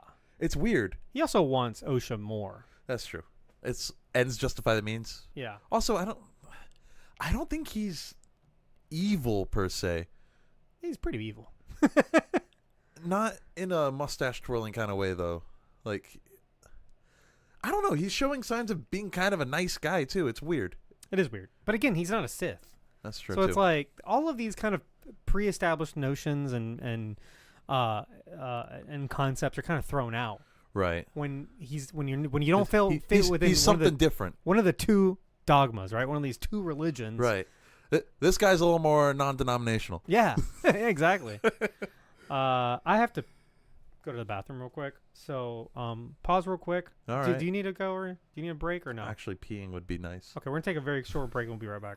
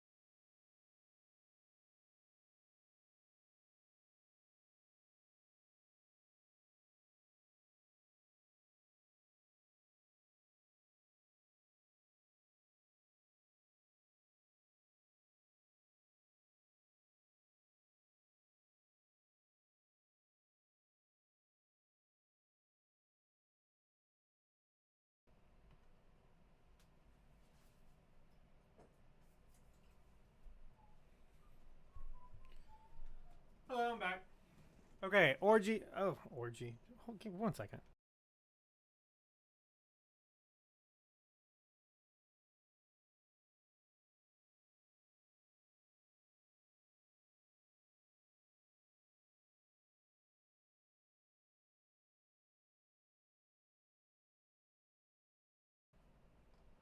Okay, I'm back. OG Northerner. You were saying, do we think Plagueis will be in the next season with that ending note? Yeah, I think If we get a season 2, definitely. if we get a season 2, yeah. Oh, we're doing the sit down now? Yeah, my feet hurt now.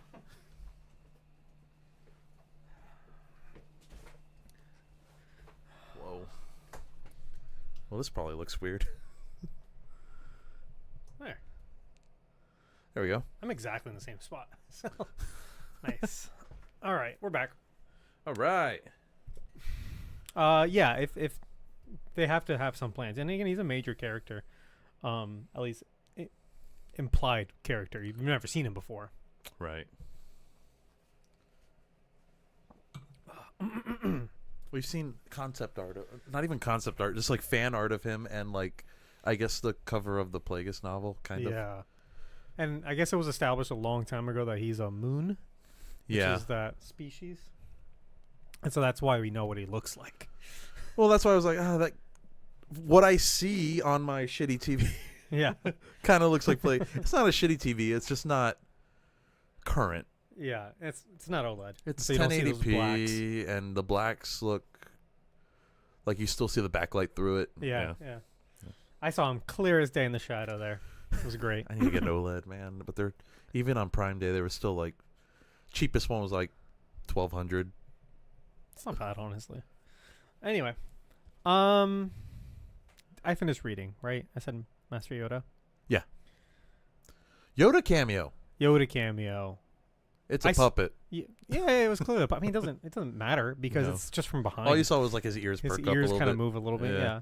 I saw this coming from a mile away. I said it from the beginning. I'm like, there's no way there's gonna be a giant Jedi cover up, and we don't see Yoda for a split second. Right. Right. But I'm gonna circle back to this. Okay. I wanted to talk about we move on to like a quick analysis. Overall thoughts. What do you think about this show I think overall now that it's finished? it was really good. It's not my favorite Star Wars show. I think my favorite is still Andor. Yeah, I'll give you that. Andor is just leagues above everything else. So just the way it was portrayed and written and all that. But I think it'd be like Andor, Mandalorian, then this. Okay. And Mandalorian as a whole, no specific season or anything. Yeah. I mean, you can pick apart like certain episodes and be like, they're not as good as others. Right. And you could do that with the series too. But I might have to agree with you. I think this is better than Ahsoka. I liked it more than Ahsoka and Obi-Wan. I love Obi-Wan so much. No, I've liked all the Star Wars shows. There's not a single one that I disliked. Right. But this one just the fact that it's pulling so much from like the old legend stuff, which when I was younger, like I ate that shit up. Yeah. So it's just cool to see some of that on screen. This is a whole different time period, which I'm always interested in seeing. That's why when I was a kid, the Knights of the Old Republic game interested me so much. I'm like, this is Star Wars, but it's different. I like that game a lot. I liked it in concept. I just never actually played it. I didn't play it too much because I didn't really like RPGs. But. Right. Oh man, just story-wise, it's so good. And just all the lore implications in this show are great. And that was something even in Mandalorian season 3. I know a lot of people were kind of lukewarm on that one. I love that because of, again, all of the lore stuff going on was so cool. We got to see them retake Mandalore finally, like stuff like that it's a big deal. Yeah. And this show has a lot of stuff that's a big deal in the Star Wars universe. Yeah. So I want to break it down for me. And I was talking about this show in I had to make sure we had our tickets and make sure what time the game is. Oh shit! Still at 7:30. Thank God. I was like, what if it's like at 6 and we gotta like hightail it out of here? But it's not. It's 7. Most games are at 7:30. Okay. Anyway, as we were kind of talking about this on a group that I have, another group chat I have, and the Discord, I started realizing that like in my head, I break down storytelling 2 different ways: macro storytelling and micro storytelling. And now that I've kind of discovered this, and this might be a thing for all I fucking know, or I Is that might why you like just the MCU made so it much? up. Macro storytelling? I don't. What? Is Like, macro like big picture Big stuff? picture stuff. Yeah. That's something that the MCU did really well. Yeah. Sure. I guess. Like everything, it was like a piece of a puzzle, and every movie was like another piece getting put That's in. another level above, I think, what you're thinking. Yeah. So what I mean by this is, for me, macro storytelling are big picture concepts, themes, the main plot, Oh, okay. like an A plot, character arcs, right? That's the macro. Okay. And the micro. So big picture in terms of that story specifically. Yeah. Okay. I was Micro thinking too storytelling. big picture. Yeah. That's why I was like, you're another level. But yeah, because the MCU is great for that reason, Mm-hmm. and I think it's done. It's almost like each movie is an episode of Yeah. a show. The MCU is doing what comics did forever ago. Anyway, Yeah. not the point. Yeah. Micro storytelling is more individual scenes, individual performances, dialogue. That's micro. Okay. B plots, small plotting things like we got to go here to get this thing and go talk to this person. That kind of thing. That's micro storytelling to me, right? Okay. But like, to me, Star Wars always been about the macro, right? Well, dialogue has never been good in Star Wars. Yeah, and it's never been the point. That's Yeah. the thing. Yeah. Like, if you go back to the prequels, we don't love the prequels because of the micro things about it that are not that good. You know what I mean? We love it because of the macro thing, because the prequels have never been about the dialogue. It's been about the moral corruption of the Jedi, the populist takeover of government, right? The rise of fascism, the fall of Anakin Skywalker. Yeah. Like, all of the things that kind of like the lore things in the original trilogy that were alluded to, right? Those are macro things. And that's why the prequels are great. The music. Ugh. Oh, the music's very good. Come on. You know what I mean? And I feel like this specifically is doing more of that. Where like, and I don't hate some of the micro things. There's things I don't love and I will critique. We talked about how the overall edit of those flashbacks, Not the best. and it just kind of it puts a big stop into the pacing of the show, and maybe it should have been spread out. And It drags a little bit. yeah, is some of the line delivery and some of the performances yada yada. A lot of people have a problem with the witch chanting, and I stand by this. I actually didn't have a problem with that. Me neither. And I stand by this. Something that my friend Derek said. You should meet Derek. He's great, and he's a huge Star Wars nerd. Who's Derek? He's a friend of mine. Anyway, it doesn't matter. He doesn't live here, but if you ever come, okay. he actually grew up here in Winter Park, actually. Oh, If okay. he ever comes back and we hang out, you should meet the guy. Anyway, Okay. he's a huge Star Wars EU nerd. Hell yeah. Is he in our Anyway. Discord? I think he joined, but he's not very Discord active. Oh, he's just. He's in it. my other Discord. Anyway, he was saying if the witch chanting was in like some super secret Sith language, then no one would have a problem with it. Everyone would think it'd be badass. Yeah. But because it's in English and you can understand the words, then people are picking it apart, right? And I stand by that. I think he's dead on. Yeah, all chanting sounds stupid, Yeah. by the way. Yeah. Chanting is dumb. You have to be in the cult for it to like Right, work, right? right. Yeah. But is Basil a necessary character at all? Absolutely not. No. Did he really do was he a successful plot device? Probably not. No, we tore him apart in the episode. We're like, he doesn't do anything. To me, like that stuff comes secondary, and I'm Right. willing to forgive a lot of that stuff if the big picture stuff, the macro storytelling is good. And I think the macro storytelling of this show specifically is 10 out of 10. Oh, we didn't even talk about the weird shit Basil did in the finale. Yeah. He sabotaged Soul, Why? who was chasing after May. But after May tried to beat up Yeah. Basil. What's going on? Actually, when you're gonna talk about that chase scene through the ring of the planet, that was fantastic. Oh, that was really good. that was really, really good. But yeah, to me, macro storytelling, 10 out of 10. I think this show is a deep dive on George Lucas's view on the Jedi, and they're an analog to like the Catholic Church and organized religion. I think the Jedi have always been that for him. Mm-hmm.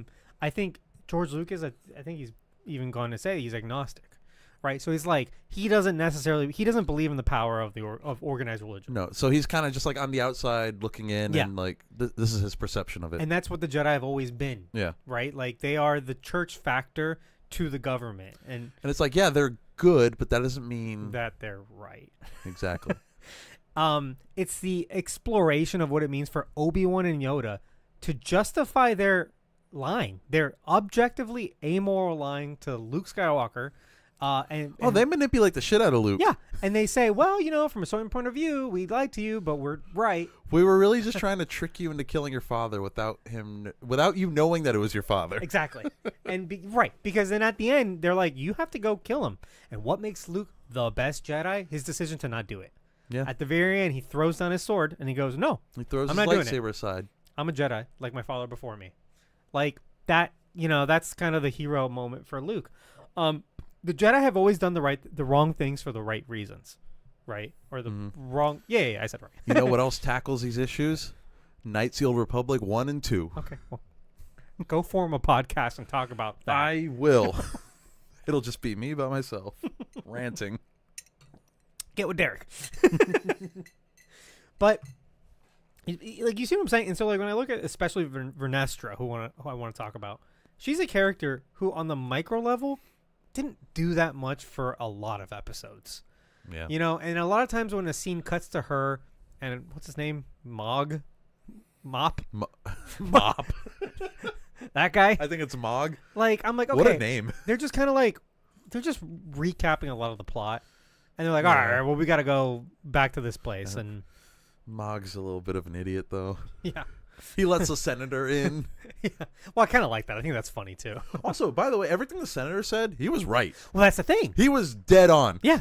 But the Jedi don't want to lose control. Right. And they don't want, again, they think that they are masters of their own authority and that they have the divine right to do so. But and then the senator was like, what happens when one of you goes bad? Yeah. Who's gonna stop them? Great question. And also foreshadowing, because we know that happens. Right. You know what I mean? But Vernestra specifically is very unethical. And everything that she does, she's unethical. And I'm not saying she's wrong entirely. I'm saying she's utilitarian, which means, like, she only cares about the greater good. And Yoda's exactly the same way. And that's why I'm not surprised when, at the end, when she goes to see Yoda, I think she just confesses. I think she tells him everything and be like, what do we do? Cover this up, we must. Yeah, honestly. And I think Yoda is probably going to be disappointed in her, but be like, well, now we're in this mess. You did the right thing, though. And it sucks. I think Yoda's reaction is going to be similar to Indara. Yeah. She'd be like, well, now we have to lie. Yeah, exactly. Maybe Yoda wouldn't have lied in the moment, but he will defend it after the fact. Right. Because Yoda does the same thing. When Luke shows up, what does he do? He pretends to be a little fucking idiot. He's deceptive. And I'm not saying he's bad. Yoda's the best among them all. But the system is broken. Yeah. And it doesn't work. And their dogma doesn't work. And it's not until he's a ghost that he fucking admits it, right? To Luke. To Luke, he's like... Who had given up. Yeah. He's like, oh, wait, you know what? Failure can teach you to be better. Yeah. When Luke is like, well, what about the text? He's like, fuck that shit, dude. We were wrong. We fucked it hard. Yep. But the ancient texts. Page turners, they are not.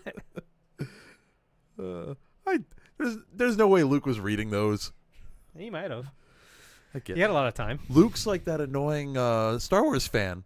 Yeah. But the lore, the canon. You're breaking the canon. No, but I do think that she's an extension of Yoda. Again, who for generations has been lying to himself, the Jedi, the Senate, everyone, that the Jedi are a necessary and functional element to the Force and to the government, which they probably are not, and that they'll do what's necessary for the greater good. They're just policing things that they probably have no right to actually police. Yeah, they want to be the ultimate authority, and with no oversight or control, like you said, that senator's correct. So he's 100% right. I think that's why I really enjoy this. And then I don't know if they're trying to set up that Osha and May are like a dyad of the Force. Maybe. But they are definitely a yin-yang pair. Mm-hmm. They're literally one person split up into two. And as one becomes darker, one becomes lighter. I'm very interested to see if, now that May has no memory of her dark side. And she's with the Jedi. Does that plunge Osha deeper into darkness? Maybe. I would actually kind of love that. And that Osha becomes kind of the ultimate evil character. Whoa. and then Plagueis kills her. I mean, yeah, honestly. Actually, yeah, why not? Or maybe she becomes a Sith apprentice who... maybe Plagueis' apprentice before for a little Palpatine? bit, before Palpatine, yeah. Maybe. Maybe she grows old and I'm curious what they end up doing with that. maybe she recruits Palpatine, Palpatine kills her. I don't fucking know. Like, could you imagine if this did like a 50-year time Maybe jump? she's Plagueis. That would actually be... If I could write Star Wars for a minute, you do a season 2 of Acolyte. Mm-hmm. You do 6 episodes or 7 episodes, and then you conclude it. And the last episode is a flash forward 40 years in the future, 50, 60 years in the future, and Plagueis is recruiting another apprentice. Whoa. And it's young Palpatine and older, like in her 60s or whatever, Osha are fighting. That'd be kind of fun. That could be cool. I don't know. I'm sure it'd piss people off. I'm spitballing here. I'm sure it'd piss people off. Anyway. Why? Why is Palpatine fighting a girl? Anyway, have you met Palpatine? He'll fight anybody. Yeah, he doesn't give a fuck. Yeah, he doesn't give a fuck. He doesn't discriminate. What are your thoughts? I really like the show. Mostly for, I guess, similar to what you said. I don't call it macro storytelling though. I'm just like, I just love the lore implications. Like, oh, what does this mean for the Star Wars universe? You know, like, Well, yeah, like stuff like that's exciting yeah. for me. That's my point. Oh, yeah. you know what is a big kind of new jump for the lore is mind reading. That's never really been explored too much. Not too much, no. We've only ever seen mind reading or mind, yeah, or kind of mind manipulation in that the Jedi mind trick, which is simple. Right. Like, that's child's play. But, like, actual mind reading and mind control, like, that Vernestra is clearly very capable. She's probably a master of this. It was hinted at when Chimere was put. He was like, "Oh, that helmet keeps people out of my mind." It's Yeah. like, and I remember thinking, "Is that a problem you've encountered?" It's very Magneto. Yeah, well, literally. But it's like, are any Jedi doing this to you? Like, what? Who's reading your mind? Who's reading your mind, dude? Who I can guess do his master can do it. Vernestra So. could do it. Yeah. And it's like, I would love a season 2 where the flashbacks are Vernestra and Chimere. Yeah, because anything that we've really seen, at least like on the screen, with like looking into someone's mind, it's more like I can sense like what you're feeling, not necessarily what you're thinking. Yeah, and like I said, we've only ever seen the Jedi mind trick. We've seen Darth Vader communicate to Luke Skywalker. He literally talked to him telepathically once. Obi-Wan sort of did that, but that was post-death, so that doesn't count. That's a different thing. It's a different power. That's yeah. And then in the new trilogy, in the sequel trilogy, Rey and Kylo do it a bit. Yeah, because they're late. They have like some sort of bond. Right. Yeah. But they get in each other's minds a little bit. No, but doesn't Kylo Ren says Kylo he do can it- see what's. When Rey was. he does it to somebody else too, doesn't he? Yeah. Victor? At the beginning of the movie, the guy played by Max von Sydow. Yeah. Um, Never find out who he was. What his relationship to Kylo was. it's probably in a book. I think it is in a book actually. But yeah, he reads his mind. So Kylo can do it. Yeah.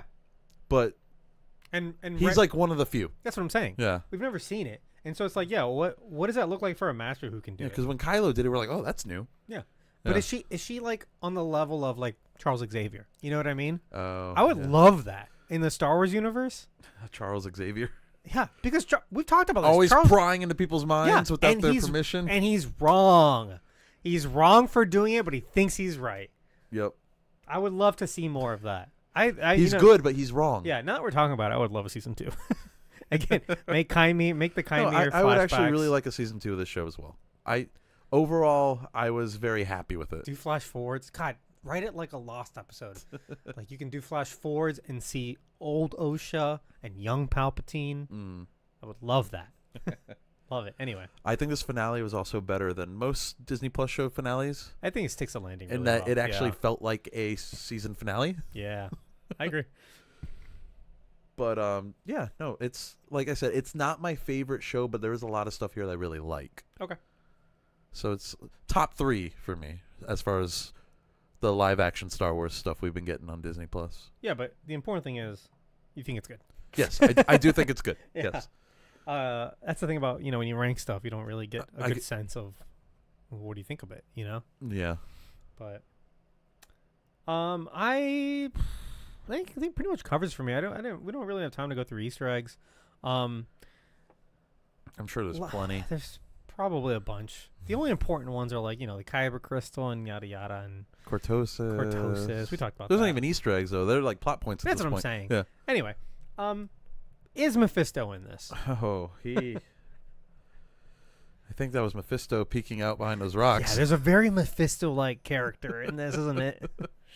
Darth Plagueis. Plagueis is very Mephisto-like. I mean, he's the one that trains the Mephisto of the Star Wars universe, basically. That's very true. Yeah. So maybe I want legit. I don't want who's him just. Mephisto's father?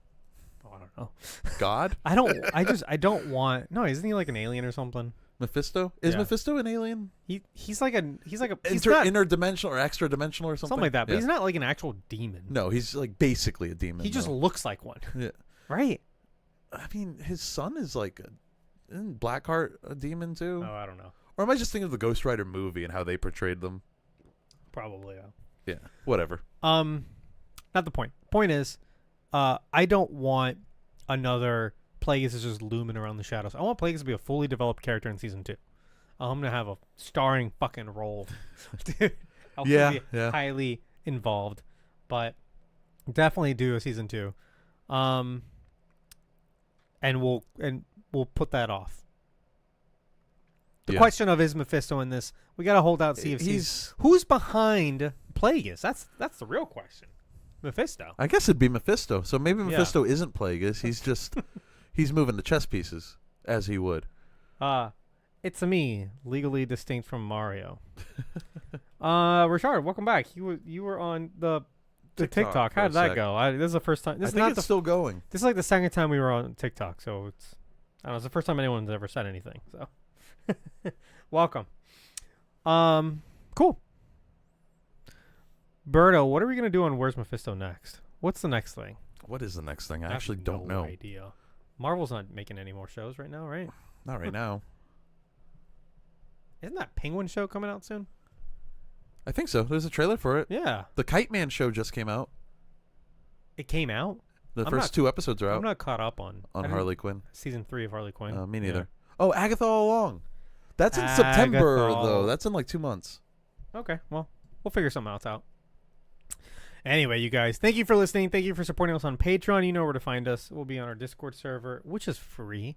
But thank you for supporting the Patreon, and we really appreciate it. And we'll see you next time, and also with news and outtakes. I've got so many episodes of outtakes I need to just put together and release. Philly's foaming at the mouth. He really is. He loves the outtakes. So, guys, anyway, we'll see ya, and goodbye. Bye. Okay. So. Oh, there's no way in hell we have time for another recording. It's already 5. Oh, yeah, we should just probably kind of, like, leave, right? We can, like, chill for a sec and finish our drinks, but. Yeah. Yeah, okay. Well, hey, Rashad. What are you up to? Up? Grab my phone. Acolyte. 3. Not 34. 3. Save. Saving. Thanks for joining not just this stream, but our my Discord stream when I was playing a video game yesterday. What were you playing? I was playing Spider-Man? College Football 25. No. Oh, you got it? Yes. I got it. You bought it on PS5? Dude, I own a PS5 game now and no PS5. Okay. Berto, I've told you this a million times. Whenever you want your PS5 back, you can take it back. I'm taking too long. I realize that. If you need it, you can have it. You got to finish Spider-Man too? It belongs to you. And I appreciate your temporary donation for the sake of the podcast. However, I'm not a quick gamer. I don't have a whole lot of time to game. But don't save. Yeah, he still has my PS. It's actually right here in front of me. Oh, hi, Blake. He's been here this whole time. It's a little dusty. Okay, I'll clean it. I was gonna buy a PS5 this month. I was like, no, man. You bought a car though. No. That was last month. Oh, okay. This month I was gonna. I mean, yeah, that was a big Last purchase. month I bought a car. This month I'll buy a know. PS5. Next month I don't know what I'm buying yet. Yeah, I'm basically Athena. You heard that, Blake? Just spending $100K a month. Whoa. No, I wanted to get a PS5, but we had to buy Sable a new iPad. Oh yeah. Okay, so iPad was your big purchase this month. So iPad. next month will be a PS5. Maybe I have the money. But yeah, so I don't know. If there's a game you need to play, by all means, take it with you. Take it now. No, there's nothing yet. I'm trying to think of when the next PS5 exclusive thing is coming out. Yeah, and anyone listening, don't feel bad for Berto. He owns I don't even feel bad for me. 5 other consoles. It's fine. Yeah. So, he owns literally it's every fine. console. He has a gaming PC. He I has have a Steam Deck. You have Steam Deck. You have an Xbox Series X. I have a little Game Boy thing that has a bunch of old games on it. You have that, and you have a Switch. You have everything. Yeah, no, and this PS5. I'm not hurting for games. Yeah, you should probably buy fewer consoles. I mean, there's nothing coming out anytime soon, Yeah, so but I'm did fine. you need every single one? Yeah. You know which one you didn't need was the Xbox. You have a PC. I like my Xbox. Oh God. I'm an Xbox guy. And now that you I have, might not get the next Xbox because I don't even know if Xbox is going to make a next Xbox. They're kind of just like doing their Game Pass thing now, which is great. And instead of buying an Xbox, I can like buy a new graphics card or something. You just bought a graphics card. Like- What, Berto? No, I didn't. You need to control your spending. No, I didn't. Dude, it was like 2 years ago. Yeah, and it was a cheap graphics card 2 years ago. It's not like I got like a high end. It was like a $250 graphics card. But you own a PS5. What are you doing? Well, you know, PS5 you know doesn't how old have my Steam. Oh my God. If you buy a new graphics card, I'll give you my old one I might. Yeah, if it's better than the one. It's probably better than the one you have. mine is okay, but it's from Was yours like if yours was like top of the line at the time, it might be on par with the one I have. Right? mine was like $300, Oh, okay. and it was from like 5 years ago. Mine's or probably like slightly better. So. It might be comparable. Yeah. Honestly, it's my like I mean, No, because I if play I buy games- another one, it's gonna be a high end one. I just I'm not gonna drop that money right now. Right. I play games on PC still, but like I think my limiting factor now is processing power and RAM. Probably. Yeah, Oh, I you don't- probably just need a completely new processor, honestly. Yeah, I need to upgrade my PC. That's gonna be next year's project. Yeah. You gonna keep that case, or are you gonna try to get a bigger one? Brand new case. I'll probably get a new. I'll probably keep the power supply and some random odds and ends. Okay. Right, and the Just card. make sure the power Yeah. supply can support whatever It- GPU you no, get. Yeah, the power supply is. It's a strong power supply. It's like I've had the same 80 power 80 supply watts for or like something? 10 years. yeah. I got a good one. No, thinking what if I upgrade? What if I get a bigger Right. graphic card? It's or- good to future-proof your stuff. Yeah. So I'll probably keep. I think that's all I'm gonna keep because I want a new cooler too. I want a cooler with a little screen on it. Oh, yeah. Those are always cool. Those are like expensive for no reason though. Yeah. put a little logo. You on gonna get like a there, liquid like- cool? Liquid cooling? Yeah, this one's liquid too. Oh, that's why I don't hear it. Yeah, hers is liquid too, but she has a lot of fans that are not quiet. Yeah. That's all you hear from that. I know. So when I upgrade, I'll put these fans in that build Okay. because these are quiet fans. They're like high-end quiet fans. Oh, okay. Okay. Yeah. okay. So I'll just replace those Yeah. and put them in there. Yeah, and I think one fan's like broken. Oh. Like it just doesn't I don't run? Think, yeah, I don't think I have a cooling issue, but it hasn't. It's not. It doesn't do shit. Okay. I know. I need to clean it too. Just take it out then. So much work. Pop open the side, pull it out. I guess you gotta unplug it, but. And I've got the big arm in the way now, Oh. so I'd have to pull it out. Oh yeah, I was thinking, what if like once a month we did like just like a little Films from PZ community gaming night type thing in Discord or something, Yeah, we could do that. and we can like force you to play Fortnite with us. Ooh. We can squat up. I mean, I'll do it. I mean, Philly but- plays, Spider Nerd plays, Okay, well, there you go. I play. Yeah, if you want to, It'd just be like a fun little thing. You don't wanna have to be good at it. no, right. Yeah, if you want to spearhead that, by all means, go ahead. Yeah, I just gotta you Yeah. know make sure I have time to do it, Correct. or at least that I'm free at the same time as normal people, because I'm usually not. All right, 5 more minutes, and then I'm gonna get dressed, and then we can go. Yeah. We're gonna get a bite to eat. We're going to an Orlando City soccer game. So, Yeah. So Blake, if you want to come, you can buy a ticket. oh, I invited. Remember, this was the original. Oh, date. he was like, I don't have time. Yeah, he said I'm booked up. He is booked up. Yeah, he has time to watch us though. No, he said he has something to do today. Or no, I don't think he has anything to do today. I think he had yesterday and tomorrow. Oh, so he's free today. Is So what I'm maybe hearing. he's free today. Does summer work today? Because then you're extra free. I'm gonna check your location.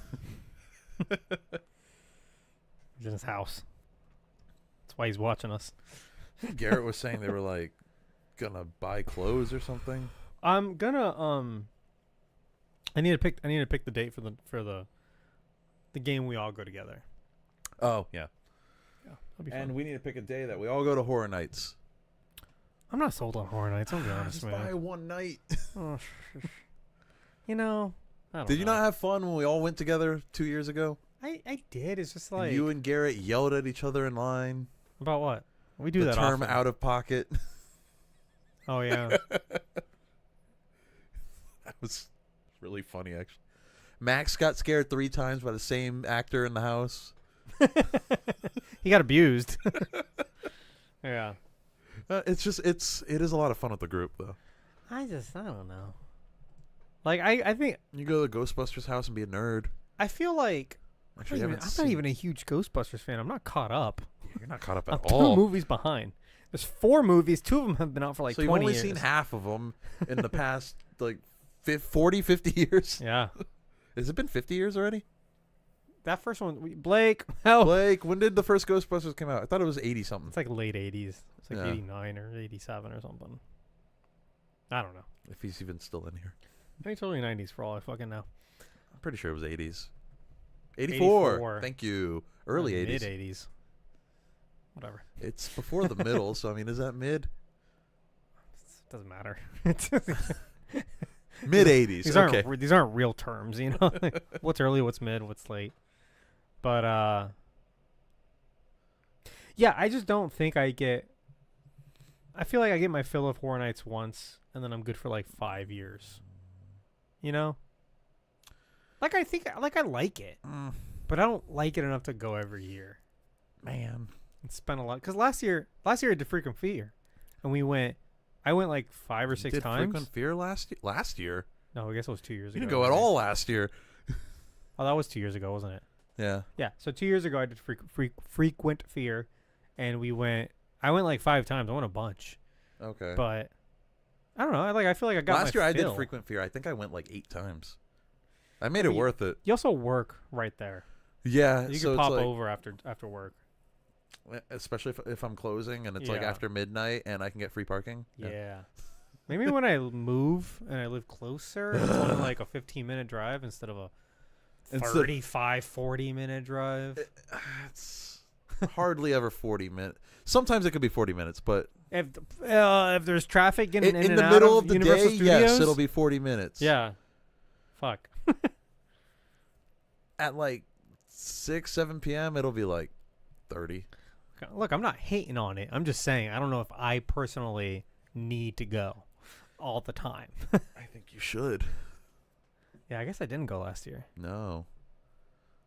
It's never taken me 40 minutes to get there. Start a stopwatch when you like exit. Blake, it takes you. It takes you 40 minutes to get here, first of all. Yeah. It'll probably take you 40 minutes to get on the highway. Yeah, exactly. But once you're on the highway, it's smooth sailing. Yeah. There's a lot of inside jokes going on this public stream.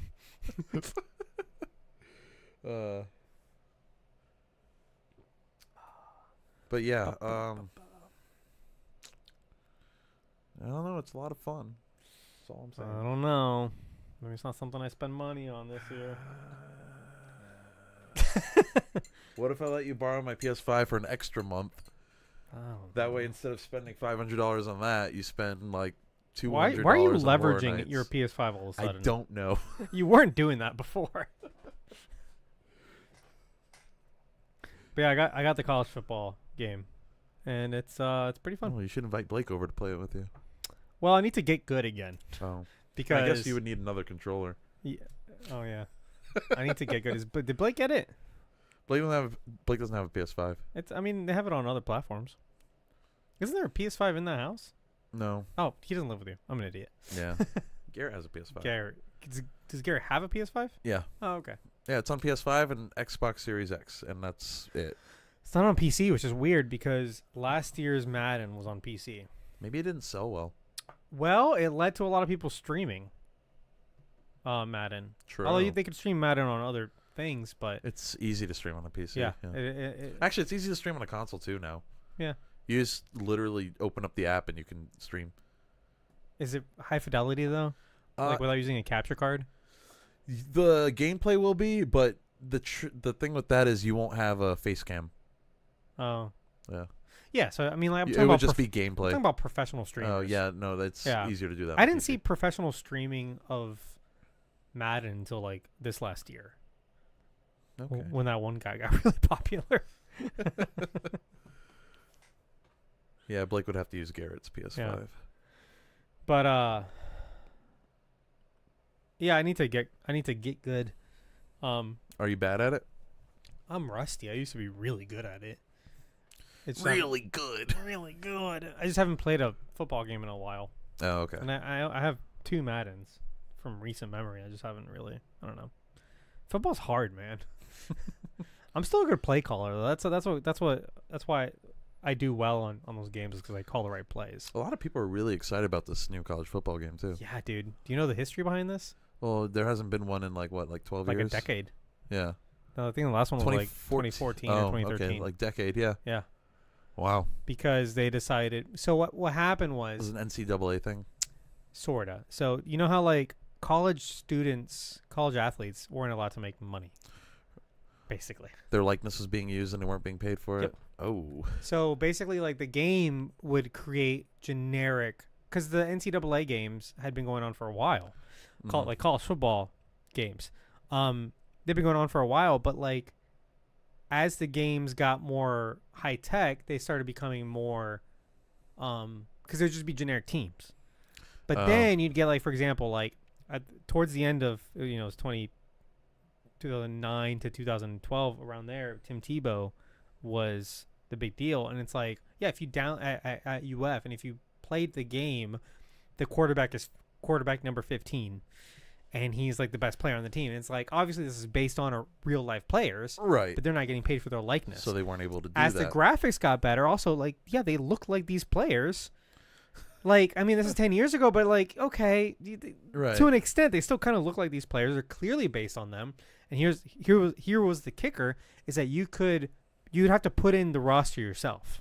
Oh. So That's annoying. It would make up random names. It had a random name generator. But if you wanted it to be accurate, you'd have to make a roster yourself. But then after a certain amount of years, they allowed for roster sharing. So what happened is, just like a Wikipedia article, one fucking nerd would get on and input all the rosters. Sports nerds are insane. I know, they're worse than like comic book nerds. Yes. They don't think they're nerds. They're nerds. They're all about the numbers and the stats. And so they put up the rosters, and then you could just download the roster. So basically, you could buy the game, which had no relation to any individual But you college would athlete, turn it into like a and real. Instantly. It would take seconds. You would just go download a roster, import it into the game, and boom, you've got, I think real actually world likeness. People have been doing that specifically with the 2014 game for the past decade. They've just been updating the rosters every year. I did it for years. Yeah. I think the last one I got was 2012 or 2013. You just kept updating. Yeah. And it was like, cool, I have all my favorite players. They're real life players, but like they're not making any money. So like by 2015, they're like, yeah, this is a problem, and shut the whole thing down. What happened was They shut it down for a good reason. so like a couple years ago, basically NIL happened, which is NIL is name, image, and likeness. Okay. And so these new rules happened where college athletes could earn money through endorsements. And it's kind of an issue. It's an ongoing issue within the world of college sports, because basically like schools are just paying for players like they would in a pro sport. And I mean millions of dollars. And they're doing it without any sort of oversight or regulation. And they can do it by just giving the player an endorsement. On top of that, the players can just accept endorsements. And like I have a buddy who works for Celsius, and he is filming Celsius commercials right now. The energy drink. Oh, okay. Yeah, and we were gonna have him on. He had a podcast, and I was gonna have him on our podcast, and then it just didn't work out. That would have been cool. It would have been cool. But now he works for Celsius as like a marketing guy or Mm. a movie making guy, and he helps make the commercials, and he's going around working with college athletes. Oh, So they get to do that now. They get to earn money off of their which I mean, good for them. yeah. But I'm sure there's a it's- downside to It's this. corrupted the sport a lot, and Yeah. we're still working out the kinks there. Hmm. So now they can make the game. Is the point? Oh, So that's why the game is back, because now it's an endorsement. yeah, now all of the players are in the game and they're getting paid for it. They're not getting paid a whole lot, but Right. they're but not it's getting like, robbed anymore of their likeness, name, image, likeness. no, if your likeness is being used, you should be paid for it regardless, honestly, because Exa- that's you. right. But people generally, your average football fan likes college football more than professional football, Like the game itself. Mhm. Okay. including myself. I'm a much bigger fan of college football than I am the NFL. Interesting. College football has more fans, and I don't know why. It's just, but like that's just how it is. I know why I like college sports more, and so playing the game is just it's way more exciting than NFL, in my opinion. Like playing a Madden game, which is the NFL game. Right. Yeah. Blake disagrees. He's more of an Blake NFL likes guy. NFL. I can see that. He also like if you went to like a university like University of Florida, it's like a big football school, and it has a ton of history, like the environment and the passion, The culture's like built the around culture, it. and it engulfs you.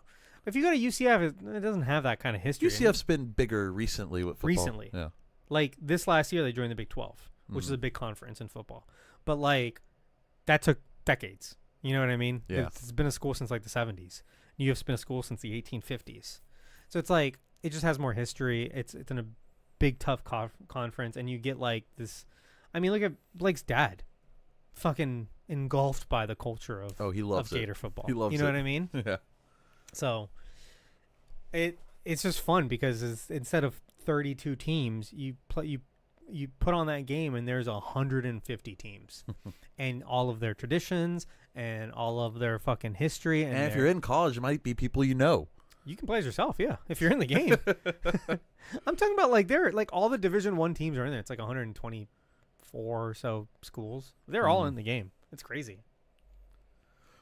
That's gotta be like, oh, hey, my classmate's in the new college football game. You know? Yeah. I saw a TikTok. I think it was like some athlete's girlfriend was like, "Oh yeah, he thinks he's a hot shot because he's in a video game now." Dude's like fucking 21 or I mean, something. good for him. No, yeah, seriously.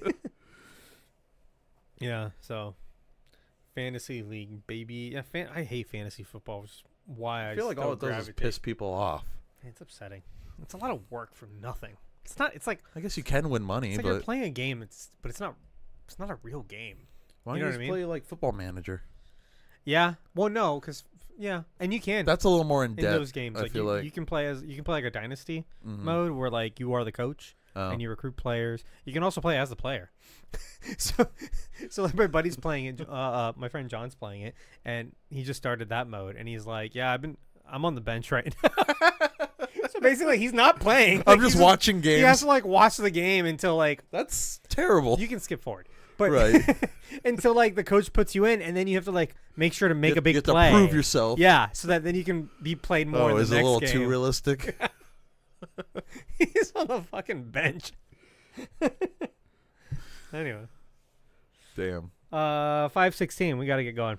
Okay. But good stream. We didn't get to Deadpool. It's okay. We'll do it next week. Oh I'm yeah, I gonna- gotta pull up my calendar. Yeah. So, well, Because there might be like a day I open or something, and we already have all like the bulk of the pre-work's all done. Yeah. You know, so we just have to sit down and record it. By then Deadpool will be Deadpool. I want Deadpool out on Monday. So Monday Deadpool will be out, and then Thursday is the actual movie. Yeah. Which I'm very excited And then we'll about. do a review in Deadpool 2. Mm-hmm. Probably all in one. Okay. All right, cool. Well, hey guys, Blake, you're the last person.